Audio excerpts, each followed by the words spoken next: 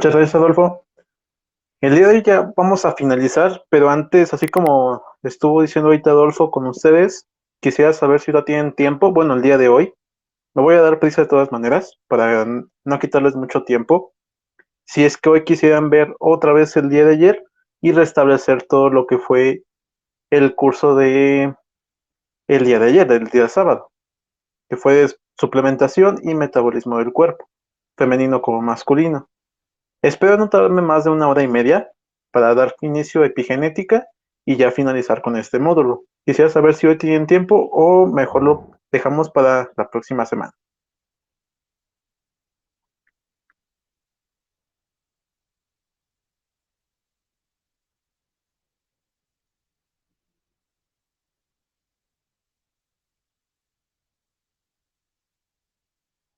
Si pueden ahí en el chat, si no pueden hablar, si pueden hablar mucho mejor, para ver si hoy iniciamos o mejor la próxima semana.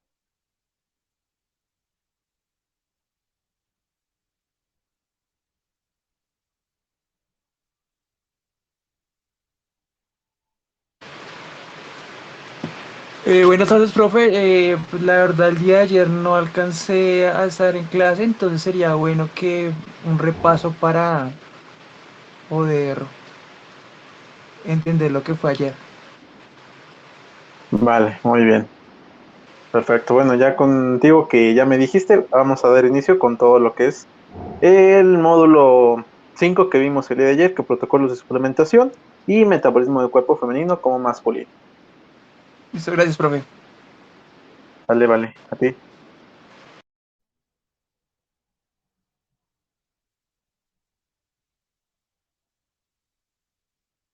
Muy bien. También Daniel nos dice que sería bueno verlo de nuevo. Entonces vamos a dar inicio ahorita con protocolo de suplementos y metabolismo del cuerpo y ya finalizamos con epigenética y aplicaciones en el deporte.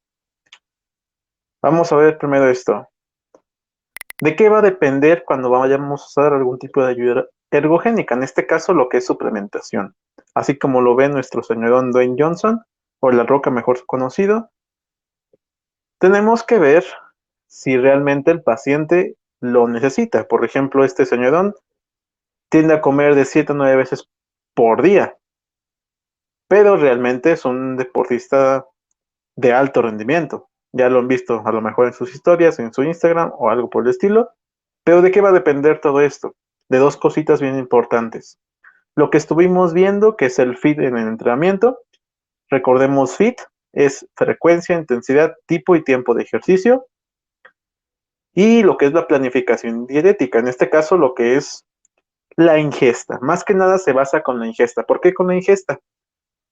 Porque pacientes que nos lleguen, que son de 3,000, 5,000, hasta 6,000 calorías, sí hay pacientes así, por si se lo preguntan, que tienen que cubrir sus necesidades hasta 6,000 calorías. Entonces ya no podemos satisfacer todo esto con la pura dieta. En este caso ya necesitamos algún tipo de ayuda ergogénica.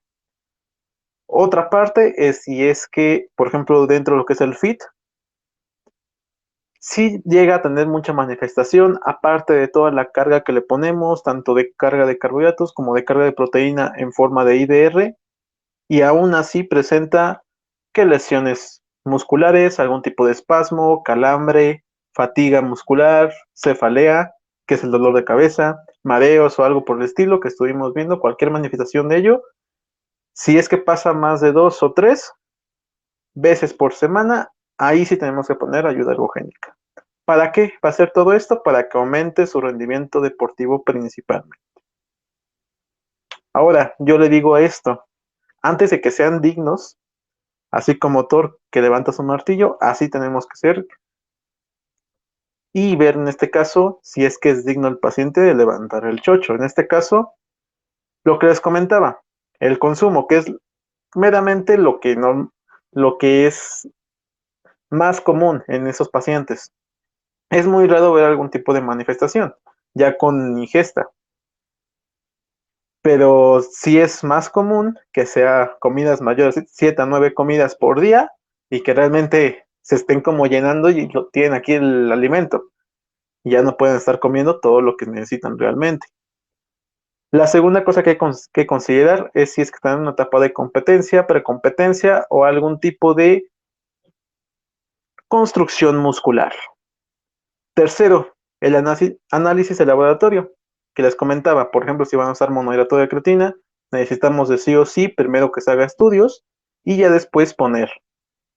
Y así como estuve diciendo, es un protocolo de carga lenta, después protocolo de mantenimiento, después protocolo de, vamos a ponerlo, dosificación, en este caso para disminuir la dosis. Cuarto, que es el riesgo elevado de fatigas, por lo que les comento, en base al FIT. Y esto nos lleva a lo que es el agotamiento de glucógeno, incluyendo lo que es el aclaramiento del lactato. Esto nos lleva, ya teniendo todo esto, a que sea un protocolo basado en evidencia, no en la moda, que le vamos a poner, por ejemplo, que tome su creatina, que porque ya lo vimos, que tiene resultados en otros pacientes. Eso es moda. Lo que es protocolo es que se va a basar en base a la evidencia con 4 cosas: dosis, momento de consumo, que es lo que es las tomas, el tiempo de consumo y el tipo de deporte, que estuvimos viendo que hay 3 tipos de deporte.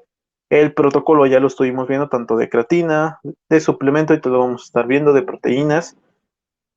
Y vamos a ver el día de hoy lo que son geles deportivos, varas deportivas, más que nada en las marcas. Ya les pasé lo que es las marcas de proteína, dependiendo el objetivo que quieran lograr en cada paciente, si es aumento de masa muscular, si es tonificación, o bien si es algún tipo de paciente, vamos a ponerlo especial, como vegetariano, vegano o inmunosuprimido. Antes de ver todo esto, vamos a revisar esta parte que se llama supercompensación de glucógeno. Esto que es, aparte de lo que ya vimos de la carga de carbohidratos, este uso es exclusivo para deportistas que son de golpe de potencia, o también acuérdense que se llama de ejercicios inmediatos. O bien puede ser para resistencia aeróbica, principalmente para ejercicios de larga duración, es decir, que se use su energía en los primeros 5 minutos, la mayor cantidad de ello, o que haga más de 3 horas de entrenamiento. Ahí es donde se tiene que poner la supercompensación de glucógeno. ¿Y cómo lo vamos a lograr? En este caso tenemos que ponerle carga de carbohidratos o hidratos de carbono. Aquí tenemos, antes de entrenar, se tiene que hacer 3 horas antes, de 200 a 300 gramos, pero que sea principalmente que sean carbohidratos simples, que son bajos en grasa y ricos en fibra, pero son carbohidratos complejos. Y lo que es para deportistas de potencia y resistencia, que sí, como les estaba diciendo. Esto va a facilitar principalmente el vaciamiento gástrico, reducir la carga de lo que es toda la microbiota intestinal y mantener los depósitos de glucógeno y glicemia capilar, en este caso, insulina relación con glucógeno. Otro que van a estar poniendo es durante la competencia, si es que están en competencia, si no, no, nada más en esta parte de competencia, de 1.2 a 1.5 gramos por kilogramo de peso. Esto se da 15 a 25 minutos durante la competencia, es decir, empieza a las 5, 5:15, 5:30, y así se va hasta que termine todo el evento. En este caso, es muy recomendado, principalmente por la facilitación de todo esto, considerar barritas deportivas, geles deportivos o bebidas de ello, principalmente que contengan alto índice glucémico y que contengan en su empaquetado maltodextrinas. ¿Por qué maltodextrinas? Porque esto facilita la absorción de esto mismo y aumenta su uso durante todo el ejercicio. Esto va a facilitar principalmente la utilización de glucógeno muscular como hepático y disminuir también el riesgo de fatiga, lesiones musculares o calambres. Y hay otra dosis durante el entrenamiento si es que no está en competencia, que es como consumo inmediato después de haber terminado, de 0.3 a 0.4 gramos por kilogramo de peso. Esto se da por intervalos. ¿Cómo son los intervalos? cada 2 horas hasta cumplir 6 horas. Así como les había mencionado antes, si termina un paciente a las 2 de la tarde, le vamos a dar su otra carga a las 4 y después otra carga a las 6 y después otra carga a las 8 y ella cumplió sus 6 horas. Y aquí también es donde se puede considerar algún tipo de suplementos de proteína. Se puede combinar dependiendo del tipo de paciente que tengamos. Si es, por ejemplo, un paciente de golpe o de potencia, también se conoce, se puede colocar beta-alanina. Si es un paciente de resistencia, se puede colocar monohidrato de creatina. ¿Esto qué va a hacer? Favorecer la proteólisis para mejorar la síntesis proteica, va a recuperar la forma hidroelectrolítica y recuperación muscular, incluyendo que va a termorregular el cuerpo. Su consumo diario, que es como lo recomendado para llegar a la supercompensación, sin necesidad de hacer este tipo de protocolo. Si tenemos un paciente de golpe o de potencia, de 3 a 6 gramos por kilogramo por día. O si es un paciente de resistencia aeróbica, no, aquí no estamos hablando ya de anaeróbico, solamente aeróbico, de 5 a 8 gramos por kilogramo por día, porque claro, es más pesado este tipo de entrenamientos. ¿Se acuerdan que vimos lo que son las bebidas deportivas? ¿Qué es lo que deben contener? Bueno, aquí ya lo vamos a poner en práctica, para que también lo pueden estar viendo con algún tipo de marca que esté ahí en su ciudad. Por ejemplo, tenemos estas marcas que recuerden, sus bebidas deportivas son 3 diferentes: hipotónica, isotónica e hipertónica. Recordemos, la hipotónica sirve solamente para hidratar y su osmolaridad es menor a 200 miliosmoles. Tenemos también la isotónica, que puede variar de 220 hasta 300 miliosmoles como máximo, que esta va a servir para hidratar y recomponer electrolitos. Y tenemos también la última, que es la bebida hipertónica, que es para recomponer todo: hídrico, electrolítico y energético. En los cuales tenemos estas marcas. Viendo al tipo de bebidas, no hay alguna, según su osmolaridad, que pueda considerarse como una hipotónica. En este caso, pues ya nada más usamos agua con bicarbonato o algún tipo de sal. Otra cosa que podemos ver es que sí llega algún tipo de isotónica. Por ejemplo, la isotónica tenemos la Isostar, que llega hasta 280. Todavía se puede considerar como una bebida isotónica. En este caso, la Isostar cumple las características y se puede ver como una bebida isotónica deportiva. Y ahora vemos a la hipertónica. La hipertónica, tenemos el Gatorade, tanto el Gatorade que ya todos conocemos como el Gatorade de Europa, es diferente, el 10K y la Sponsor. Pero aquí tenemos que la Sponsor no tiene calorías. Recordemos, aquí se puede utilizar como lo que es una isotónica, pero como no cumple con las características, pues no se considera como isotónica. Y tampoco como hipertónica, es decir, que la marca Sponsor no sirve, porque tiene que tener calorías para cubrir toda la parte energética. Y entonces, ¿qué nos queda? Estas 3 marcas, la 10K y Gatorade, como bebida hipertónica, que son las marcas recomendadas para un tipo de bebida hipertónica. ¿Hasta aquí vamos bien?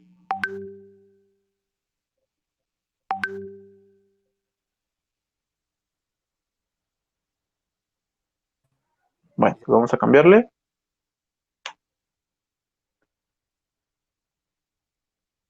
Vamos a ver esta parte ya de lo que es geles deportivos. En los geles deportivos, solamente su uso es para ejercicios de larga duración, es decir, mayor a 3 horas. Por eso mismo, por ejemplo, anteriormente que estuvimos viendo, no se recomendaba muchos de los suplementos, que monohidrato de creatina, que puede ser lo que es betalanina, algún tipo de complemento de ayuda ergogénica, tanto IDR como suplemento, y vemos más anteriormente con golpe de potencia o corta duración. Aquí es donde ya vamos a ver geles deportivos, porque entran en ese tipo, tanto ejercicio aeróbico como anaeróbico. Aquí, ¿cómo va a ser la dosis? Va a ser dividida dependiendo del sexo. En este caso vemos con los hombres que su recomendación o dosis es de 0.5 a 1 gramo por kilogramo de peso. Y su tiempo de consumo, ¿cómo va a ser? En este caso es durante la competencia, en la primera hora del entrenamiento. Y recordemos que este gel deportivo tiene que cubrir al menos 65-70% de hidratos de carbono, de todo lo que es el empaque. De preferencia, busquen geles deportivos que sean de 25 gramos. Hay algunos de 30, de 40, he visto unos de 80, casi como son los máximos. Creo que hay más grandes, pero ese es el máximo o más grande que he visto. ¿Por qué que no deben superar los 25 gramos? Porque es más fácil dosificar y más que nada viendo al paciente que es más fácil de transportar. Se puede complementar y es más recomendado que se complemente con bebidas isotónicas, es decir, para recomponer de forma hídrica y electrolítica. ¿Para qué? Para mantener lo que es la estabilidad de la frecuencia cardíaca dentro de lo que es su consumo de oxígeno máximo, llegue a un steady state estable y se mantenga así durante todo el entrenamiento, para principalmente hacer la recomposición de esto mismo. Vemos para mujeres, su recomendación va de 0.3 a 0.8 gramos por kilogramo. Esto es igual durante la competencia, pero aquí se va a partir cada 15 a 25 minutos hasta completar todo el entrenamiento. También se usan mucho bebidas isotónicas, principalmente para cuidar la forma hídrica y electrolítica. Pero aquí cambia un poquito en cuestión de qué es lo que debe contener. Aquí preferentemente que sea bebidas que tengan maltodextrina y fructuosas. ¿Para qué? Para recomponer toda esta parte. Ahorita vamos a ver el por qué es diferente en mujeres y hombres. Y de hidratos de carbono tiene que cubrir al menos 70 al 80% para restablecer todos los depósitos de aminoácidos, de glucógeno, aumentar la contracción muscular y recomposición hidroelectrolítica. Vamos a ver las marcas. ¿Qué había en este caso de diferencia con estas marcas? Tenemos la Hammer Nutrition, la High High y Power Bar, incluyendo lo que es el GU Energy Gel. ¿Qué vemos de diferente? Recuerden qué es lo que tenía que tener para mujeres y para hombres, al menos que tenga maltodextrina, y para mujeres que sea con fructosa.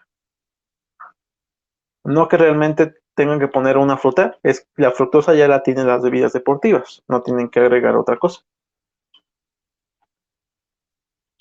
Ahora, los geles deportivos como un máximo tienen que tener 25 gramos, 25 gramos de carbohidratos, como un máximo. Ya pasando de eso, no es recomendado. ¿Por qué? Porque principalmente si tiene más carbohidratos, o sea, 1 o 2 gramos, pues ahí se va sumando por día, por día, por día. Es decir, que se está tomando más sustancia deportiva, que es lo que puede estar sintetizando en su propio cuerpo.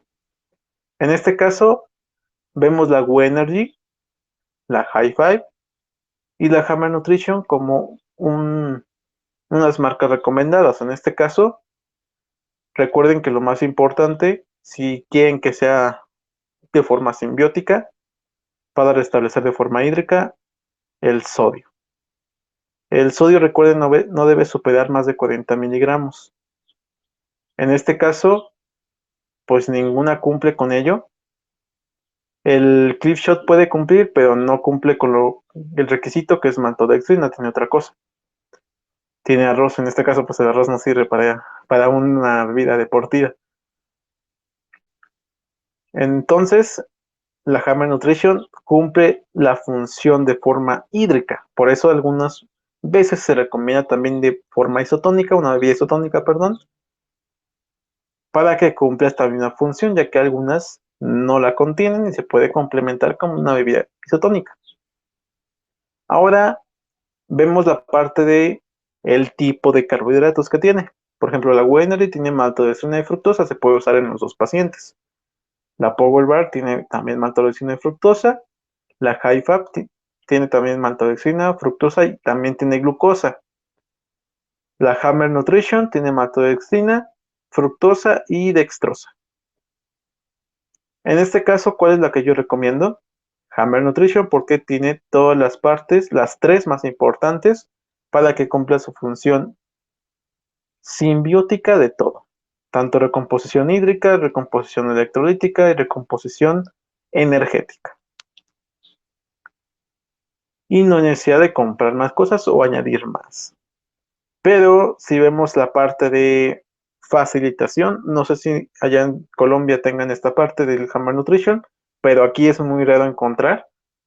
La que yo he encontrado es la Go Energy Gel, esa es más fácil de encontrar, o la Power Bar, pero viendo toda la parte que necesita para cumplir un gel deportivo, es mejor la Go Energy Gel. ¿Hasta aquí vamos bien? ¿Alguna duda, pregunta?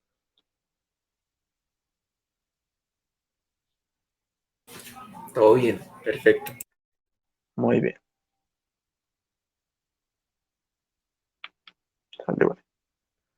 Ahora sí les quiero comentar que no porque vean los sellos de, por ejemplo, Cofepris, de FDA, de lo que es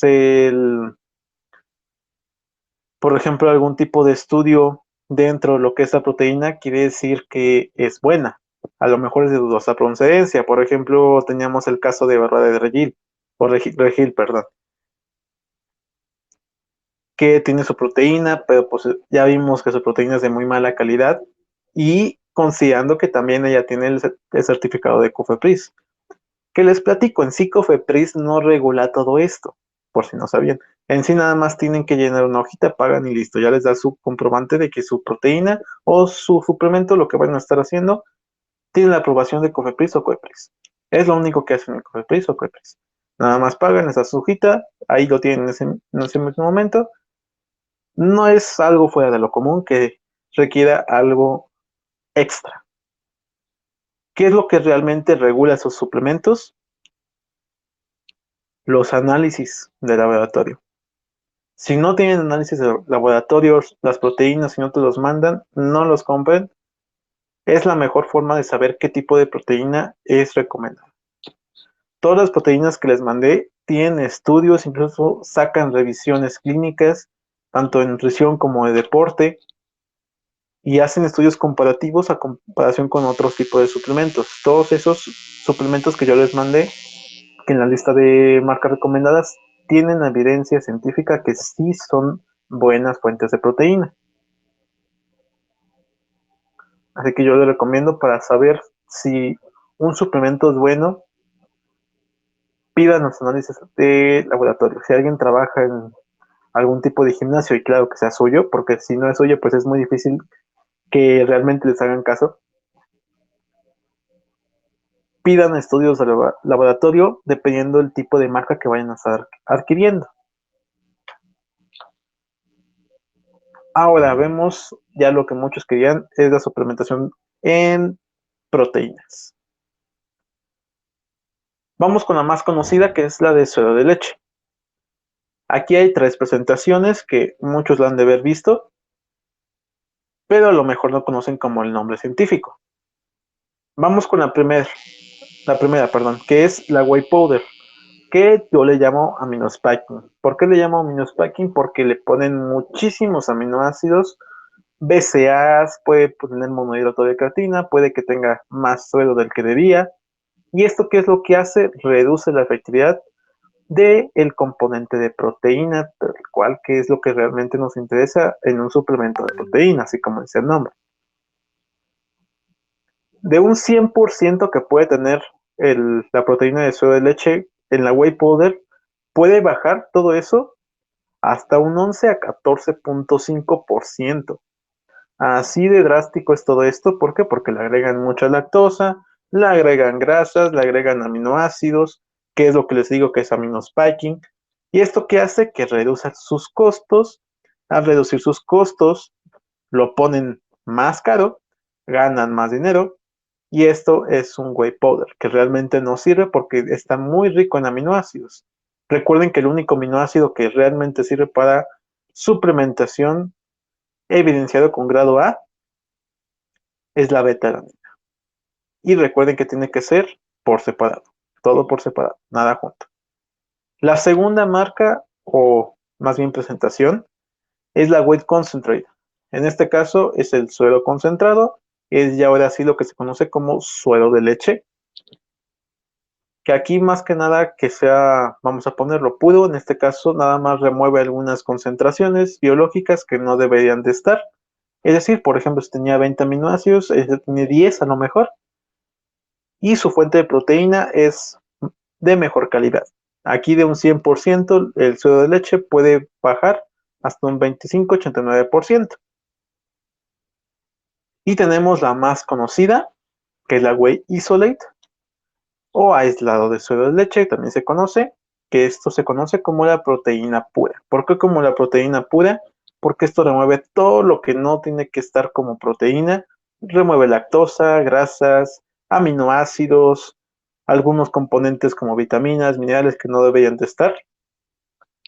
A lo mejor nada más dejan lo que son las gomas Santana, eso no es malo, eso precisamente es para que dure más la proteína y para que tenga la consistencia como de polvito.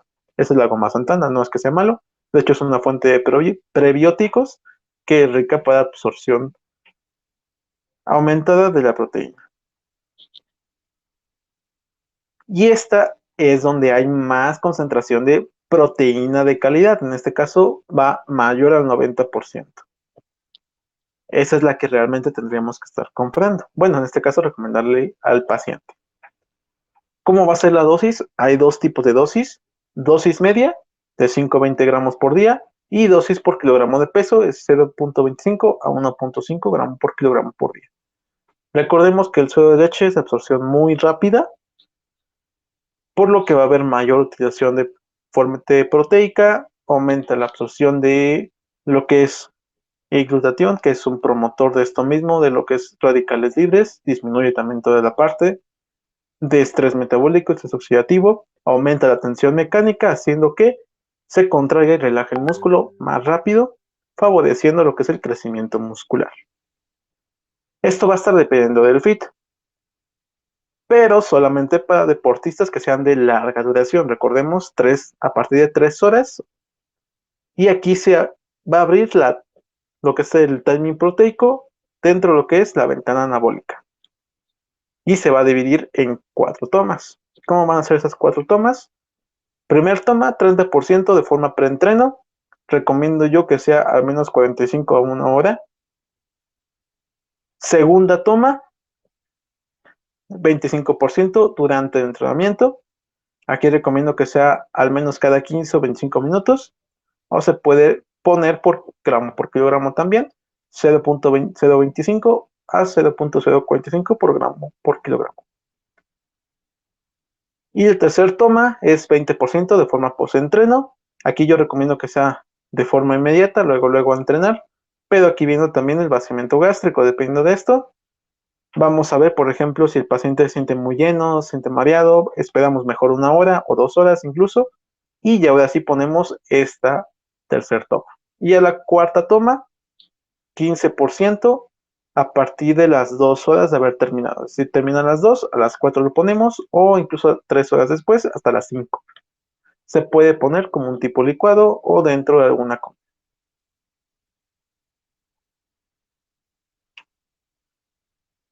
¿Vamos bien hasta aquí?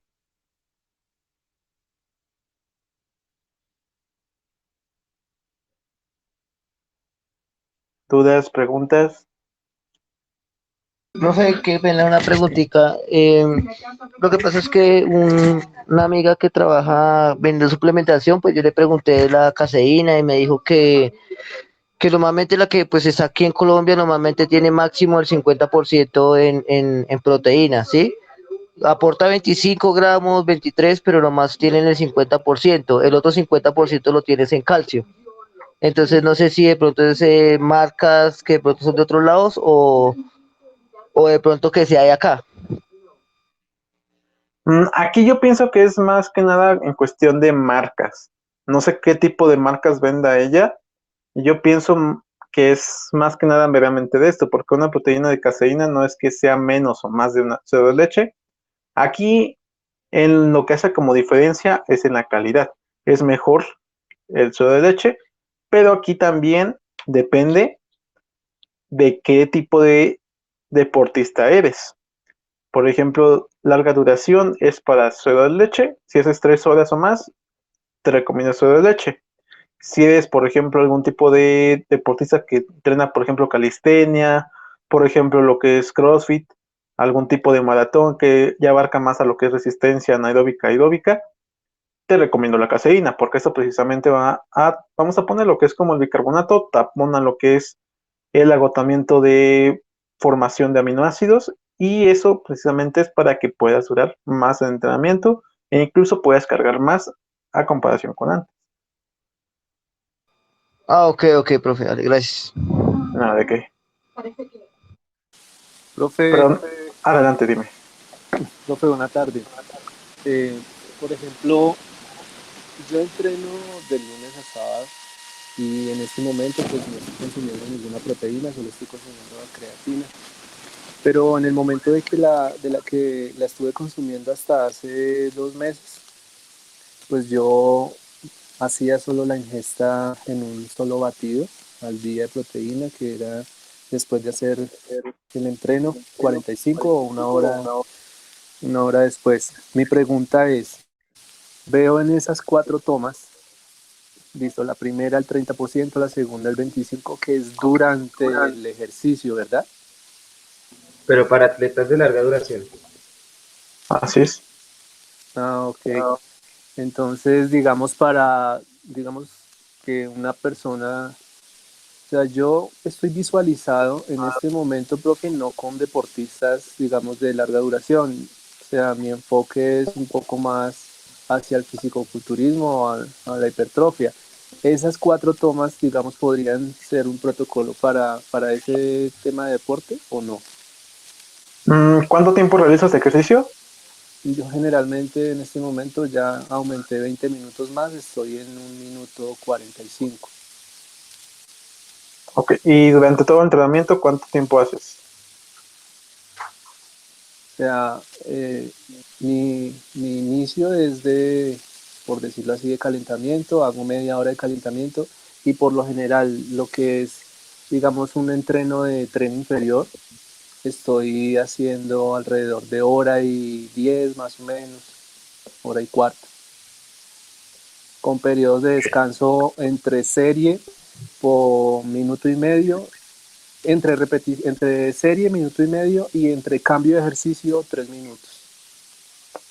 Ok, en este caso yo te recomendaría que no compres ninguna proteína porque no te funcionaría mucho viendo la parte de crecimiento muscular. Te funcionaría mejor que sea el protocolo de creatina que estuvimos viendo y lo que es junto a la par, betalanina, para favorecer toda la parte de crecimiento muscular.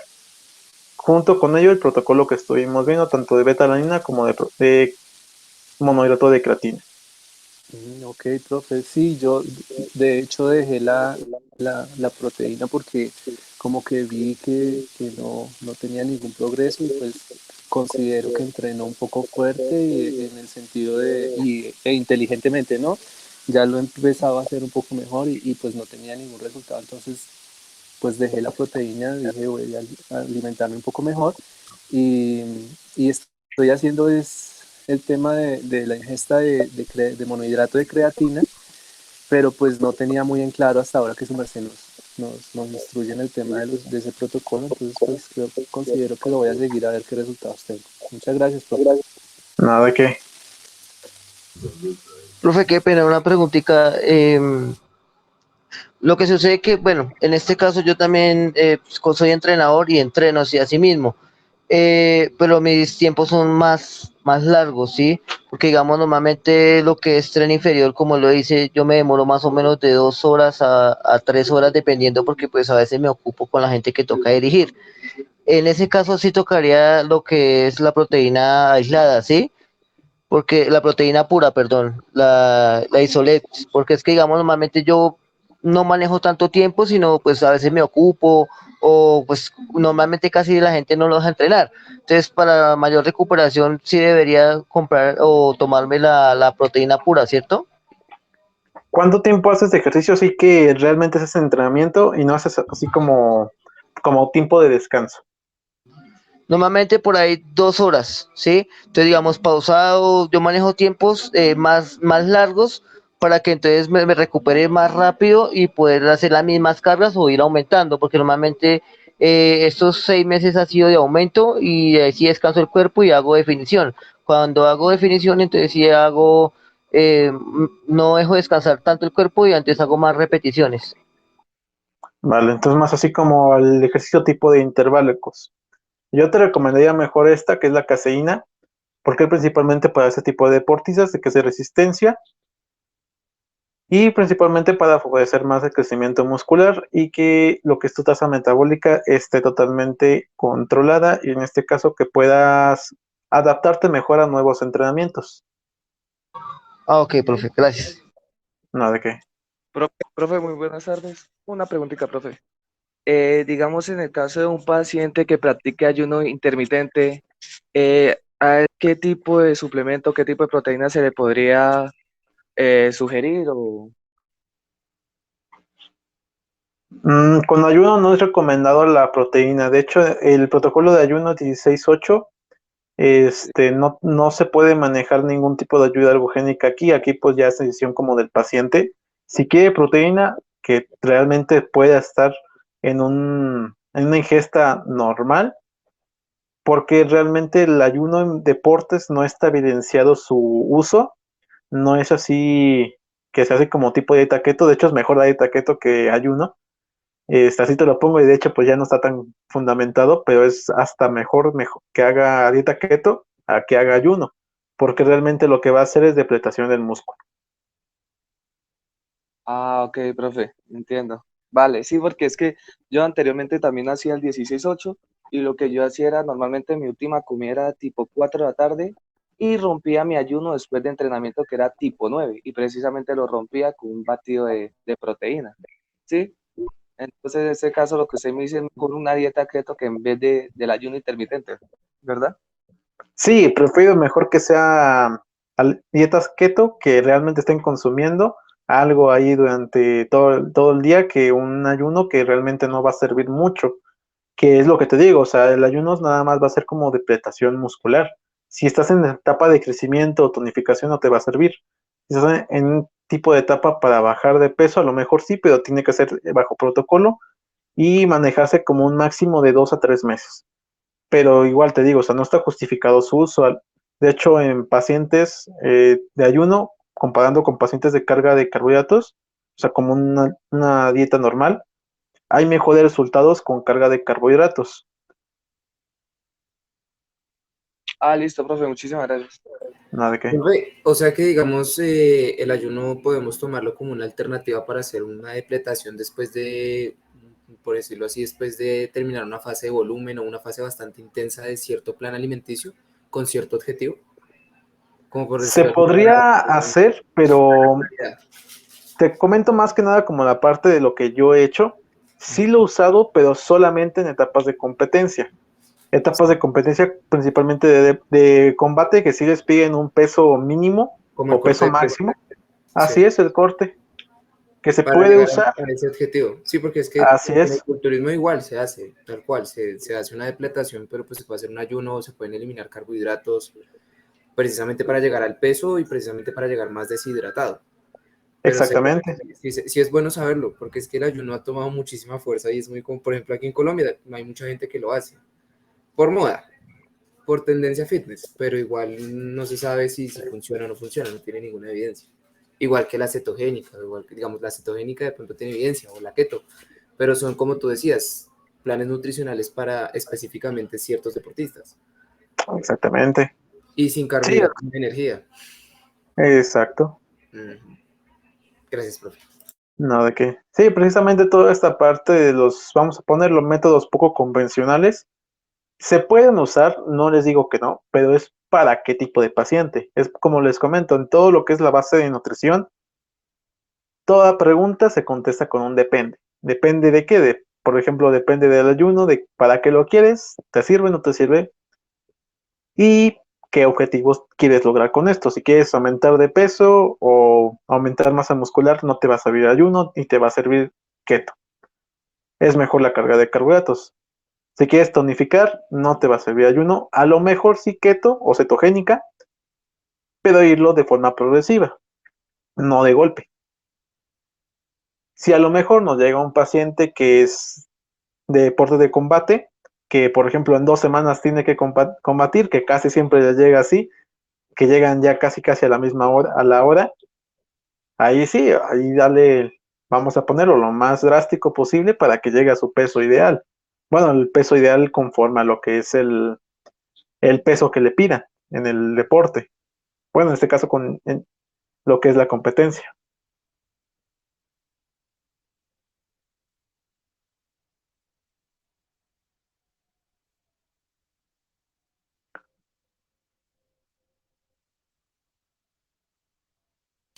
Igual sería bueno también, digamos, tener en cuenta esa parte del cometido energético, ¿cierto? Pues digamos, primero tener en cuenta que hay que tener un cometido energético, un cometido de proteína, de grasa, de carbohidratos y luego sí tener en cuenta, como tú decías, una alternativa de ayuda ergogénica como para mejorar el proceso. Pero pues precisamente es mejor la comida que la suplementación. Exactamente, sí, siempre es mejor que sea el cambio de hábitos, vamos a ponerlo, pero que sí sea un plan de alimentación.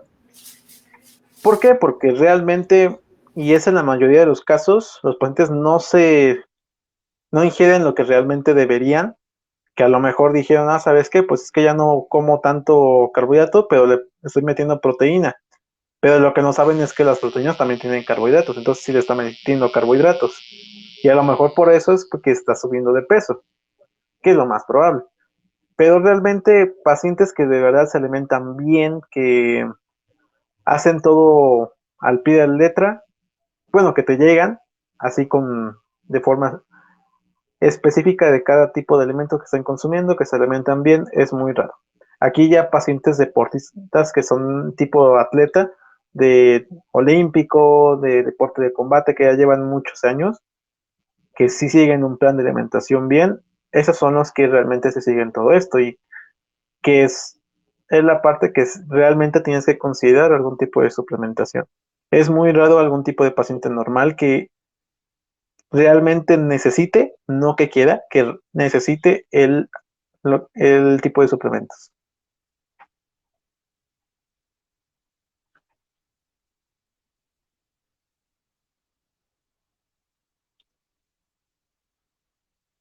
Bueno, vamos a seguir ahora sí con la caseína. Ya les comenté para qué sirve.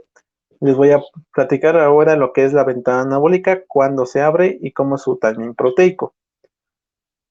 En este caso, la dosis media es de 30 a 40 gramos por día o puede ser por kilogramo de peso, 0.2 a 2.2 gramos por kilogramo. Aquí se divide en 4 tomas. La primera toma, 30% de forma preentreno. Aquí yo les recomiendo que sea al menos 15 minutos antes de entrenar porque es de absorción lenta en continua para que dure todo el entrenamiento. Segunda toma, 25% durante entrenamiento. Aquí les recomiendo que sea nada más una dosis porque les digo, como es absorción lenta y continua, puede durar en todo el entrenamiento. Tercer toma, 20% post-entreno, 45 minutos a 1 hora después de entrenar. Y la cuarta toma, ojo aquí, si un paciente no duerme mínimo 7 a 9 horas, no se puede poner ese tanque, ni no se puede poner caseína. ¿Por qué? Porque todo el ciclo circadiano está mediando la parte que es la absorción de calcio, absorción de hierro, que recordemos la caseína tiene muchísimo calcio, muchísimo hierro. Y si hay levantamientos continuos, también tenemos que considerar, si quiere ese tipo de protocolo, tiene que dormir al menos 7 o 9 horas por día. Si no, no se puede poner y sigue con su plan de alimentación. Esto es un 15% de todo lo que ya se le va a poner. O pueden hacer como su dosis, vamos a ponerlo como su dosis por gramo por kilogramo, que aquí va de 0.2 a 0.3 gramos por kilogramo de peso. Ahora, vemos la parte de proteína vegetal. Y aquí primero les quiero decir que la proteína de soya ya no está como justificada su uso. ¿Por qué? Porque se vio que tenía fitosteroles. Estos fitosteroles hacían la contraparte con el perfil renal, provocando en algunos pacientes, no quiere decir que en todos, pero en algunos, que esto principalmente es por su gran uso continuo, que no van con un profesional, que se lo toman así como automedicado, que provocaba daño renal, alteración de electrolitos, principalmente sodio, fósforo y calcio, incluyendo también lo que es sodio. Y por esto mismo, como proteína vegetal, yo le recomiendo que sea proteína de chícharo, proteína, por ejemplo, de arroz, de quinoa, que es un poquito más leve para esos tipos de pacientes. En casi todas las proteínas tienen muchísima combinación de tipo de proteína vegetal. Tiene chícharo, quinoa, algún tipo de semilla, arroz, incluso algún tipo de arroz integral también tiene este tipo de proteínas, pero sí revisen que al menos tenga proteína de chícharo. ¿Esto para qué tipo de pacientes se usa? Así como es su nombre, para pacientes vegetarianos, veganos, y viendo también a la parte de cuidados especiales, por ejemplo, algún tipo de paciente inmunosuprimido que esté estable, que no esté con algún tipo de manifestación, claro, que no esté en algún tipo de tratamiento invasivo, que sea estable, que pueda hacer ejercicio, que realmente está haciendo ejercicio de gran impacto, y en deportistas de golpe. Y aquí es donde se va a abrir la ventana anabólica dentro de lo que es su timing proteico. Igual son 4 tomas. La primera toma es de forma preentreno, 30%, 4 o 6 horas preentreno. ¿Por qué? Porque estos pacientes, como no consumen una proteína, vamos a ponerlo como de alta calidad, y su proteína realmente es de, no de muy baja calidad, pero es alto valor biológico, lo que hace que su absorción sea muy rápida, y como se absorbe de forma rápida toda la parte de las proteínas de valor biológico, no tiene todo lo que es la energía durante el entrenamiento. Segunda toma, 25% durante el entrenamiento. Aquí recomiendo que sea cada 15 a 25 minutos. Tercer toma, 20% de forma post-entreno, de 1 hora a 2 horas después de haber entrenado. Y ya la cuarta toma, que es la última. Aquí igual así como estuvimos viendo, cada 2 horas hasta cumplir 6 horas. 15%. Esto va a favorecer toda la parte de contracción y relajación muscular, recuperándose del daño tisular, disminución de fatiga muscular, incluyendo la mejoría de manifestaciones gastrointestinales. Y otro ojo que les quiero hacer aquí es que su absorción es más alta, incluyendo su efectividad, si es disuelta en leche, obviamente sin lactosa, de almendras, de coco, de arroz. Si es un paciente vegetariano que sí puede consumir leche normal, leche normal. Si no, pues así.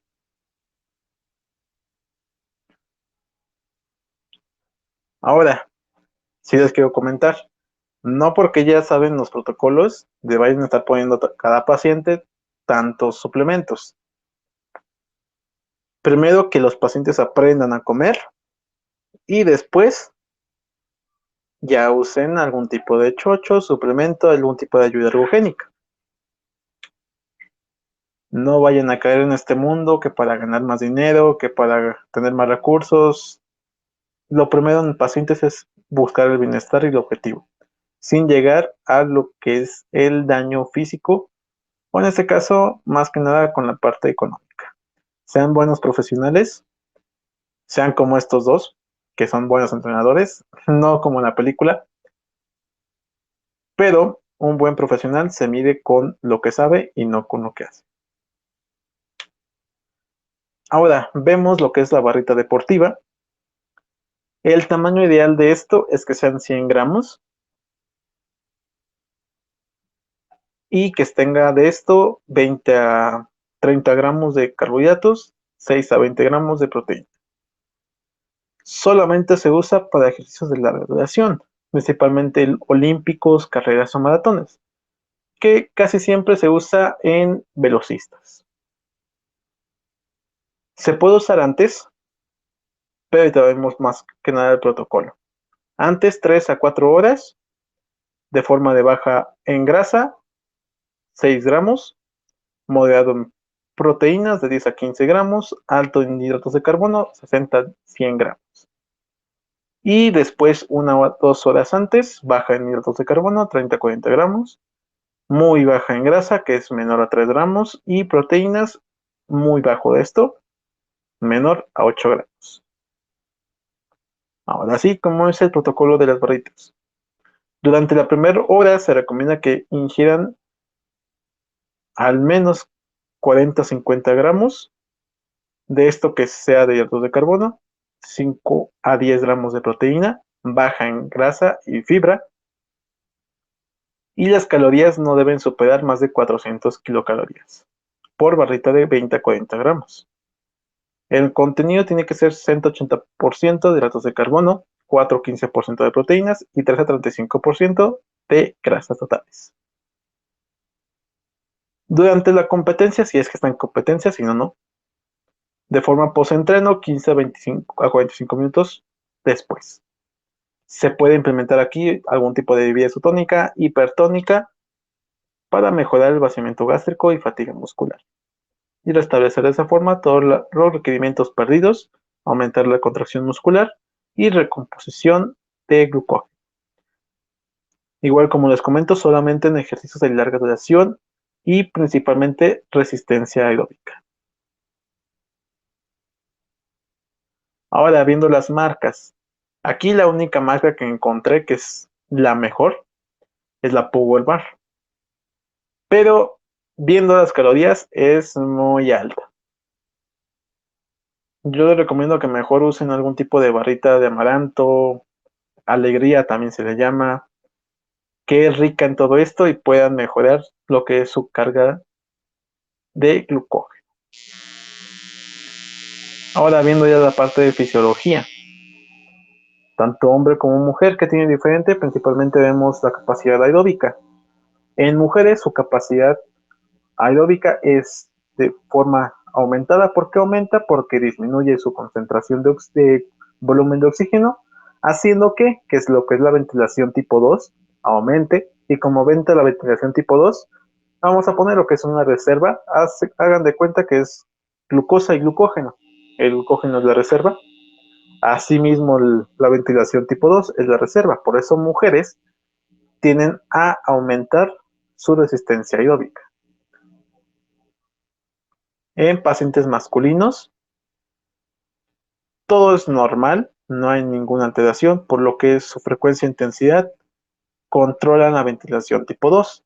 Por eso algunos pacientes deportivos masculinos tienen, a comparación con las mujeres, claro, a ser mucho menor en cuestión de capacidad aeróbica. Viendo lo que es el gasto cardíaco, aquí disminuye lo que es la capacidad de carga, 10%, que aumenta lo que es el volumen sistólico. Capacidad de carga en cuestión de peso, a eso me refiero. Y a comparación con pacientes masculinos, usted dice, al llegar casi a un 100%, llega al 85%, mejora la capacidad máxima, es decir, contrae y relaja el músculo más rápido, es decir, mayor capacidad de carga de peso. Volumen sanguíneo. Esto es alterado principalmente con las hormonas del ciclo menstrual de la mujer. A comparación con el hombre, es totalmente controlado, tanto frecuencia cardíaca como eritropoyetina. Y en este caso, en cuestión de resistencia, para mujeres es alterando por su ciclo menstrual, con lo que son los estrógenos, la progesterona, que controlan los niveles de forma de hormonas y controlan lo que es el ciclo circadiano de la mujer. Y viendo la parte de las hormonas reguladoras, que son las gonadotropinas, que es folículo estimulante, luteinizante, controlan lo que es el GHPA. Ahorita vamos a ver más a detalle todo esto. Comparación con el hombre. La testosterona, que desempeña la función principal de activar las miofibrillas, que estas, recuerden, hacían el efecto de contracción y relajación muscular por medio de los puentes de actinamiosina.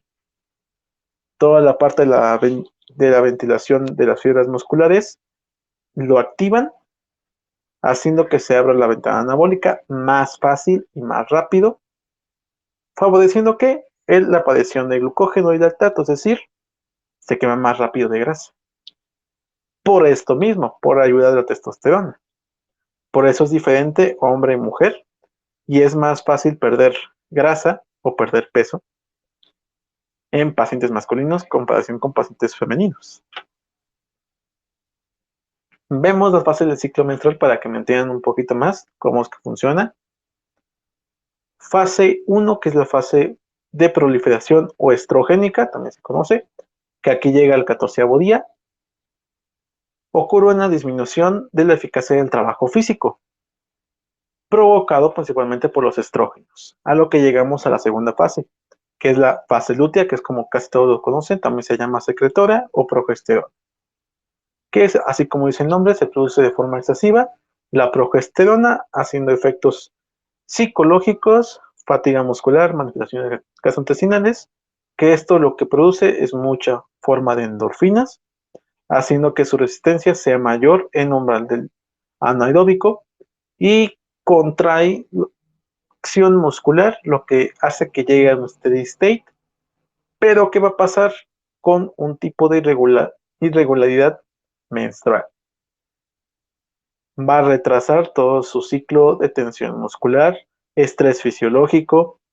Por ejemplo, pacientes que tuvieron menarquia, principalmente pacientes que son jóvenes, 8, 12 o 15 años, provoca fatiga muscular, euforia, es satisfacción de postentreno, y esto estimula principalmente la ACTH, que recordemos la ACTH es adrenocorticotrópica, liberada por la CRH. La CRH es la hormonal liberadora de corticotrópicos, a lo que tienen un riesgo de anemia, no como la alimentación de trastorno alimenticio, sino anorexia, me refiero a falta de apetito.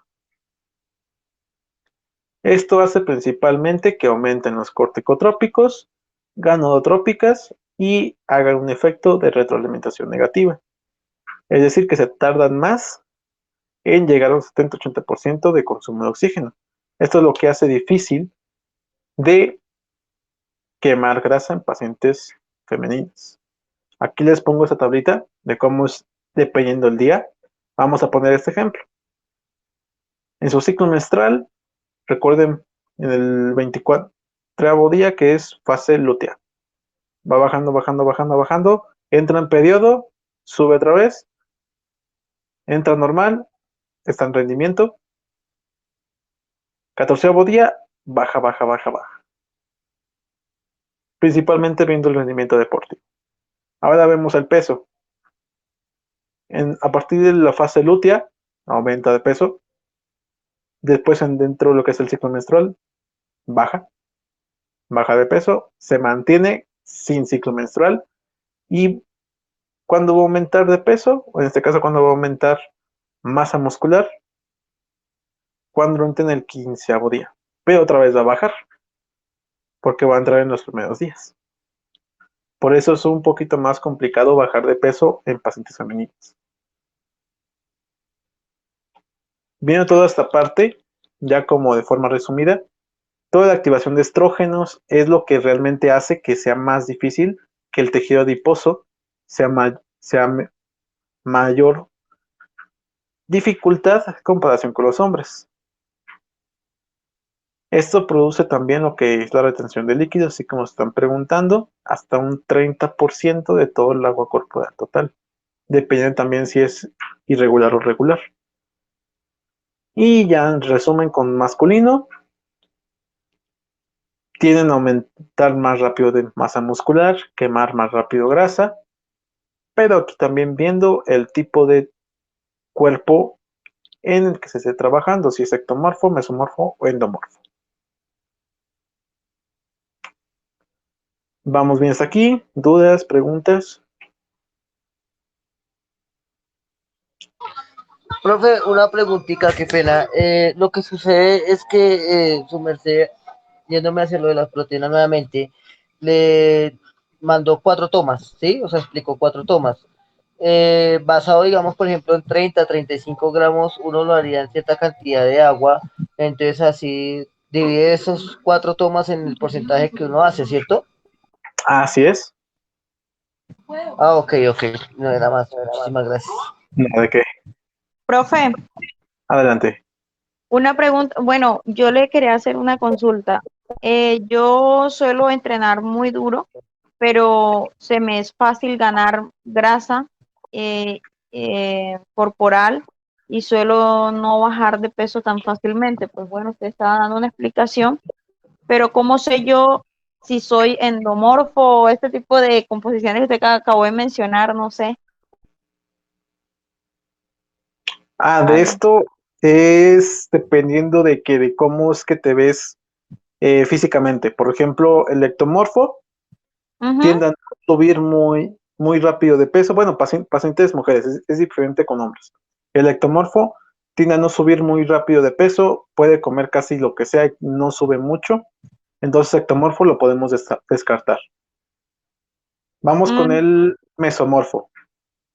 Mesomorfo son normalmente pacientes que, vamos a poner lo que tienen la figura todavía de reloj de arena, pero se enfoca en alguna situación, tanto el abdomen bajo, abdomen de arriba. Por ejemplo, algún tipo de grasita que se esté ubicando, por ejemplo, vamos a poner los oblicuos, que es donde están los gorditos, que casi todos los conocen así.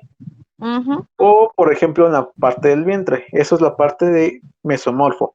O si es endomorfo, tienden a subir muy rápido de peso. Si es que, por ejemplo, rompen un día el plan de alimentación, con un día ya suben de peso. Vamos a ponerlo así. Eso, creo que es lo que me pasa a mí. Incluso porque yo, o sea, yo en una semana solo rompo hoy la alimentación y ya siento que, o sea, mi cuerpo ya se ve diferente. E incluso yo suelo sufrir mucho de ansiedad y es algo que intento controlar. Prácticamente tengo ya casi una semana que vengo sufriendo de eso, tanto que a veces hasta me hace llorar porque no lo puedo controlar, siento que es algo psicológico. Eh, Vale. y ya en una semana he subido prácticamente casi 2 kilos, 3 kilos y se pueden notar. Ok. Aquí, para controlar la ansiedad, principalmente en deporte, yo recomiendo mucho el uso de algún tipo de semillas, nueces, cacahuates, semilla de girasol, semilla de sésamo, para que realmente juegue así como la función del tipo del chicle, para Ujú. controlar esta parte de la saciedad, o en este caso la parte de ansiedad. Otra cosa, viendo la parte de lo que me comentas, ¿Sí? yo te recomendaría que pudieras adquirir la parte de los probióticos para controlar toda la parte del ciclo circadiano también, que es lo que también puede ayudar a controlar tanto saciedad como la parte del ciclo hormonal, en este caso con lo que es el ciclo del sueño. Ok, ok, gracias, profe. No, ¿de qué? Profe, qué pena, una duda. Por ejemplo, dependiendo de la fisionomía del paciente en general, nosotros podríamos aplicar diferentes, digamos, tipos de protocolos nutricionales, por ejemplo, para un ectoformo, no sé, quiero saber si estoy en lo cierto, ¿no? Por ejemplo, un ectoformo que casi no aumenta de peso ni de grasa corporal y pues tiende a tener una fisionomía delgada, podríamos, digamos, mantener una dieta alta en hidratos de carbono, o sea, una dieta alta en hidratos de carbono, un entrenamiento basado en la tensión mecánica, pues diferentes protocolos de entrenamiento. Podríamos hacerlo así, por ejemplo, un ectoformo, una dieta alta en hidratos de carbono como para hacer una etapa de volumen. Un mesoformo podría ser equilibrado, un poco más, una cantidad de proteína más equilibrada, una cantidad de carbohidratos más equilibrada, igual que la grasa. Y un endoformo podría manejar una cantidad de carbohidratos un poco más baja y un poco más alta en proteína. De ectomorfo es lo que más se recomienda, carga de carbohidratos, por ejemplo, si se da carga de 0.2 a 2.2, que se use casi el máximo, por ejemplo 1.8, que es más o menos como lo medio, y de ahí vas viendo si es que ponemos más. ¿Por Ok, qué tenemos que ir así como a la mitad casi, o poquito más de la mitad? Porque realmente a algunos pacientes realmente estos tipos de pacientes que son ectomorfo realmente comen casi lo que sea, o sea, que no llevan un plan de alimentación de forma correcta. ¿Por qué? Porque ellos quieren aumentar de peso, piensan que el peso Abusan de su es, genética. ajá, así es, abusan de su genética, comiendo que su hamburguesita, que su hot dog, que sus tacos, y realmente esto no les ayuda, realmente ayuda sí, pero a acumular más grasa, Exacto. Calorías vacías. calorías vacías, exactamente. Ah, bueno, bien. Porque, por ejemplo, pues para terminar mi intervención, por ejemplo, en mi caso, mi fisionomía es de mesomorfo, pero también tiene tendencia a ectomorfo. Por ejemplo, mi porcentaje de grasa, lo más bajo que he podido llegar a tener es de 12% y lo más alto es de un 20%, pero bien distribuido a través de mi cuerpo. Pero pues obviamente pues esa fisionomía siempre tiende a tener en cuenta como esa aplicabilidad. Por ejemplo, yo manejo protocolos de entrenamiento basados en tensión mecánica y estrés metabólico, pero pues tampoco dejo la contracción muscular a un lado. Pero en mi plan nutricional tengo un consumo de proteína alto y un consumo de carbohidratos alto. Entonces, de esa forma he visto, por ejemplo, un poco más de alza en el rendimiento. Y pues la grasa equilibrada, a veces 80 gramos, a veces, por ejemplo, mi peso es de 75 máximo, lo mínimo es de 70. Pero entonces he visto que si esos protocolos sí de pronto funcionan, porque por ejemplo el consumo de carbohidratos en mi caso no me hace retener tantos líquidos. Y en otros casos sí he visto, por ejemplo, en un atleta endomorfo, que es una genética más pesada, una genética un poco más amplia, manejar dietas bajas en carbohidratos les ayuda mucho a equilibrar el peso y a eliminar cierta cantidad de tejido adiposo. Entonces, eso sí, sí quería saberlo. Muchas gracias, profe. No de qué. Sí, precisamente pacientes, por ejemplo, ectomorfos, sí se maneja mucho lo que es carbohidrato, bueno, carga de carbohidratos, por ejemplo, una dieta hipercalórica. Mesomorfo se maneja más como la parte hiperproteica hipocalórica. ¿Por qué de esta forma? Porque así vamos controlando de poco a poco lo que es la parte de carbohidratos y ya vemos si necesita más o menos, dependiendo también del tipo de deporte que hagan. Por ejemplo, en tu caso yo te recomendaría que si tienes que aumentar mucho masa muscular, aquí ver dos cosas. Te cuesta mucho llegar, por ejemplo, que llegues a tu límite que me comentas que es 10%. Si te cuesta mucho lo que es aumentar músculo y disminuir grasa, aquí te recomendaría que si uses un tipo de proteína, que es la que te comentaba anteriormente. Dependiendo del tipo de ejercicio que hagas, es la proteína que yo te recomendaría. Pero si llegas y no te cuesta nada, sigue con la carga de carbohidratos, ya nada más vas como jugando con los gramos, puedes disminuir o aumentar 500 miligramos por semana, perdón, y ya si vas jugando un poco a poco, casi llegando como una tipo dieta keto, pero no llegando a tal extremo. ¿Para qué? Para que puedas llegar no a un peso mínimo, pero que llegues a un peso de grado atleta. Bueno, porcentaje de grasa, perdón, de grado atleta. Sí, sí, porque pues digamos, yo proteínas suero de leche antes consumía un isolate, sí, eso sí lo sabía, consumía una concentración pura de suero de leche, pero entonces no lo hacía por costos. Entonces, digamos, he reemplazado esos gramos de proteína que tenía con esa ayuda ergogénica por proteínas a base de animal, huevos o pollo, pescado, etcétera. Y hay días, digamos, del periodo de volumen en el que estoy aplicando, que de aumento las calorías un 10%. Por ejemplo, un plan de 3.200 como 3.300, pero los días que tengo un gasto energético más alto. Por ejemplo, un día de entrenamiento de tren inferior, pues que cuesta bastante y la liberación hormonal es bastante alta. Pero entonces, digamos, con el consumo de proteína y el consumo de proteína animal he visto la diferencia. Porque si con el consumo de alimentos de cadena animal, de valor biológico, he visto como más adherencia y un poco más de amplificación en el rendimiento. Pero entonces, bueno, eso sí sería bueno integrar, digamos, una proteína como para mejorar, porque pues si hay un punto de estancamiento, obviamente. Igual el desarrollo muscular es lento y necesita tiempo y etcétera, etcétera, y eso es bueno también saberlo. Sí, Y esto precisamente se va porque tu proceso de adaptación, ya que si sigues un plan de alimentación al pie de la letra, es por esto mismo que ya necesitas algún tipo de ayuda ergogénica, porque realmente estás haciendo todo, pero tu cuerpo te pide más. claro, sí. Sí, o sea, ya llega el punto de la adaptación deportiva. Entonces hay que Exactamente. ayudarse con algo. Algo natural, claro. Gracias, Sí, sí, profe. sí. No, de qué. Bien, vamos a empezar así con el ya último módulo. Primero quiero preguntarles a ustedes qué entienden por epigenética. ¿Qué creen que sea? Pues yo pienso que lo de genética viene siendo, digamos, como normalmente la persona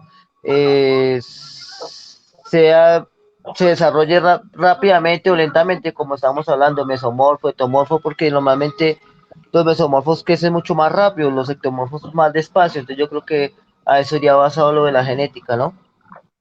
Ok, muy bien. ¿Alguien más? Yo, Adelante. bueno, no sé muy general qué es el concepto, pero pensaría que la epigenética va algo más al análisis también de la fisionomía y al análisis de ciertas liberaciones hormonales o algo que tiene que ver con la cadena de ADN o algo que tiene que ver con las genes o análisis de genes. No sé si Ok. Sí, sí, sí. Vas más como más el camino de qué es esta parte de la epigenética. ¿Qué es realmente Profe, todo esto? Adelante, dime. bueno, yo consideraría que la epigenética, viéndolo desde el tema así un tanto deportivo, es como la capacidad que tiene la persona según su estructura ósea, como para generar esas ganancias, ¿no? Ya sean, como digo, como a nivel muscular y a nivel, no sé, considero que es como eso, la capacidad que tiene para tener esas ganancias según su cuerpo, ¿no? Más o menos como ya enfocado como en la práctica, sí se podría decir así, pero realmente la epigenética en sí su concepto es la interacción que tiene lo que es la genética, pero frente a factores externos, es decir, ya tenemos una genética ya inducida, tanto puede ser que nosotros estemos formando nuestra propia genética o que no la haya, vamos a ponerlo combinado en padre y madre. Depende de esa genética, es cuando ya tenemos nuestra propia genética. Pero realmente esto va más enfocado a los agentes externos. En este caso, enfocado al ambiente sociocultural, química, radiación, interacción con la microbiota intestinal, conforma el rendimiento deportivo. Y no precisamente que nada más se use en rendimiento deportivo, pero es el enfoque deportivo que tiene. Se puede usar también en clínica, pero esto nada más en deporte. ¿Qué es lo que nos va a ayudar la epigenética?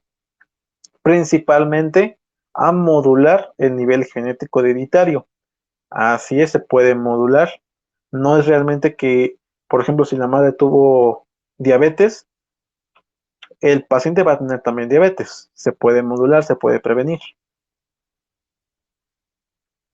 Controla también el efecto inflamatorio, principalmente para pacientes que tengan algún tipo de patología gastrointestinal, síndrome de intestino irritable, de colon, alguna interacción con alimentos, alergia o intolerancia, perdón. Y la tercera, que es la que nos vamos a enfocar más, la optimización del rendimiento deportivo.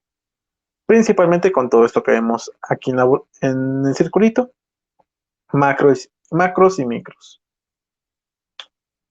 Ahora, vamos a ver un poquito más como la teoría. El WAS, que es el estudio del genoma humano.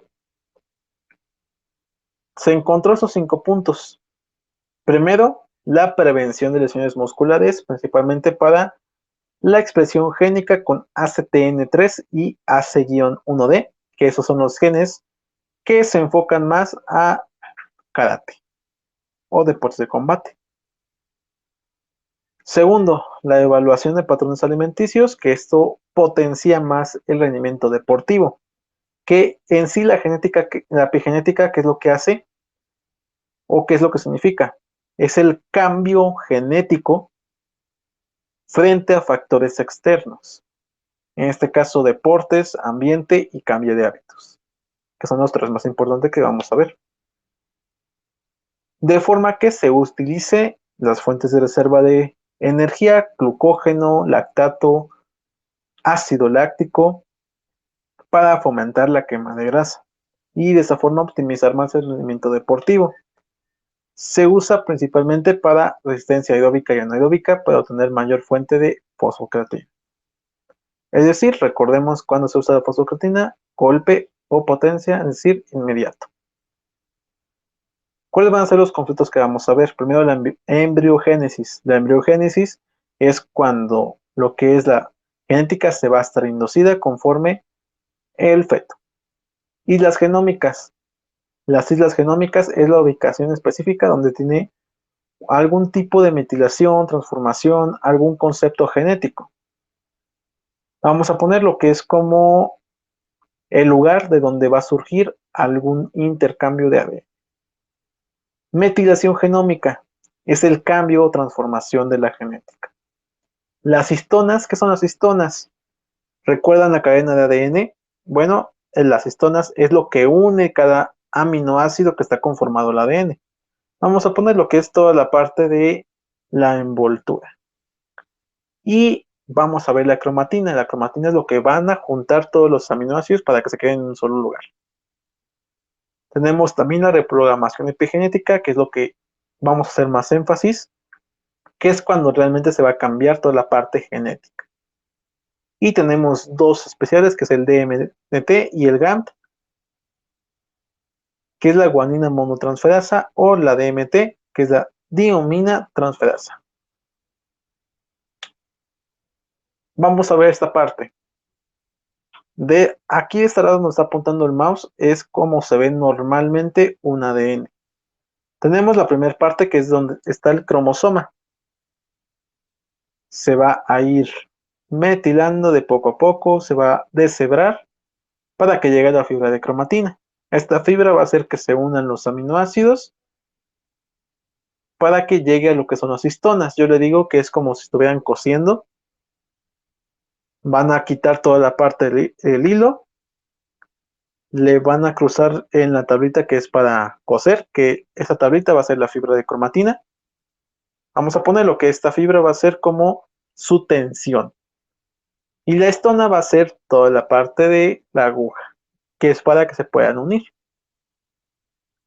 Llegando aquí a algo que se conoce como perlas de cuerda. Estas perlas es cuando se van a unir los 4 aminoácidos principales, aquí están, llegan a una doble hélice y se forma el ADN. Pero ¿qué va a pasar con una reprogramación epigenética? Puede que haya una metilación de ADN haciendo una cosa que es el ADN hipometilado o hipermetilado. Hipometilado, que es va a destransformar algún tipo de ADN. Por ejemplo, si llegan 4, este va a hacer que lleguen solamente 3. O hipermetilado, que por ejemplo en este caso se transforme de forma excesiva, llegando a un ARN codificante que va a regular la expresión genética. Ahora, realmente, ¿cómo es este dogma central de lo que es la biología genética, que es dentro de la epigenética? Este dogma se divide en 5 partes. Vamos a ver primero las primeras 3, que la primera es la metilación del ADN, que esto va a estar regulando con la ingesta de alimentos, enzimas nucleares, secuenciación del ADN y citocinas metiladas. Esto hace que llegando a esta citosina, entren los patrones de metilación para llegar a la reprogramación genética, todavía no epigenética. Esta reprogramación genética hace que en el desarrollo embrionario se genere su propia genética o que se transfiera la genética de la madre o del padre, haciendo que la metilación, por ejemplo, si es somático me refiero más, por ejemplo, a la parte de gemelos o pacientes trellizos o más, pero eso es como opcional. Si no hay esta parte del desarrollo embrionario, se llega a una metilación de islas CPG, que son las islas específicas, las CPG, donde van a llegar las familias enzimáticas, que es la que les comentaba. La DMNT, que tiene 3 familias, que es la DMNT 3A y 3B. Estas dos, ¿qué es lo que hacen? Una síntesis de novo, metilación de citosinas de ADN, de cadena no metilada, es decir, que todavía no se transforma, o se hace alguna conversión o mutación del ADN. Pero aquí, ¿qué va a pasar? La embriogénesis va a hacer la reprogramación epigenética. ¿Conforme a qué?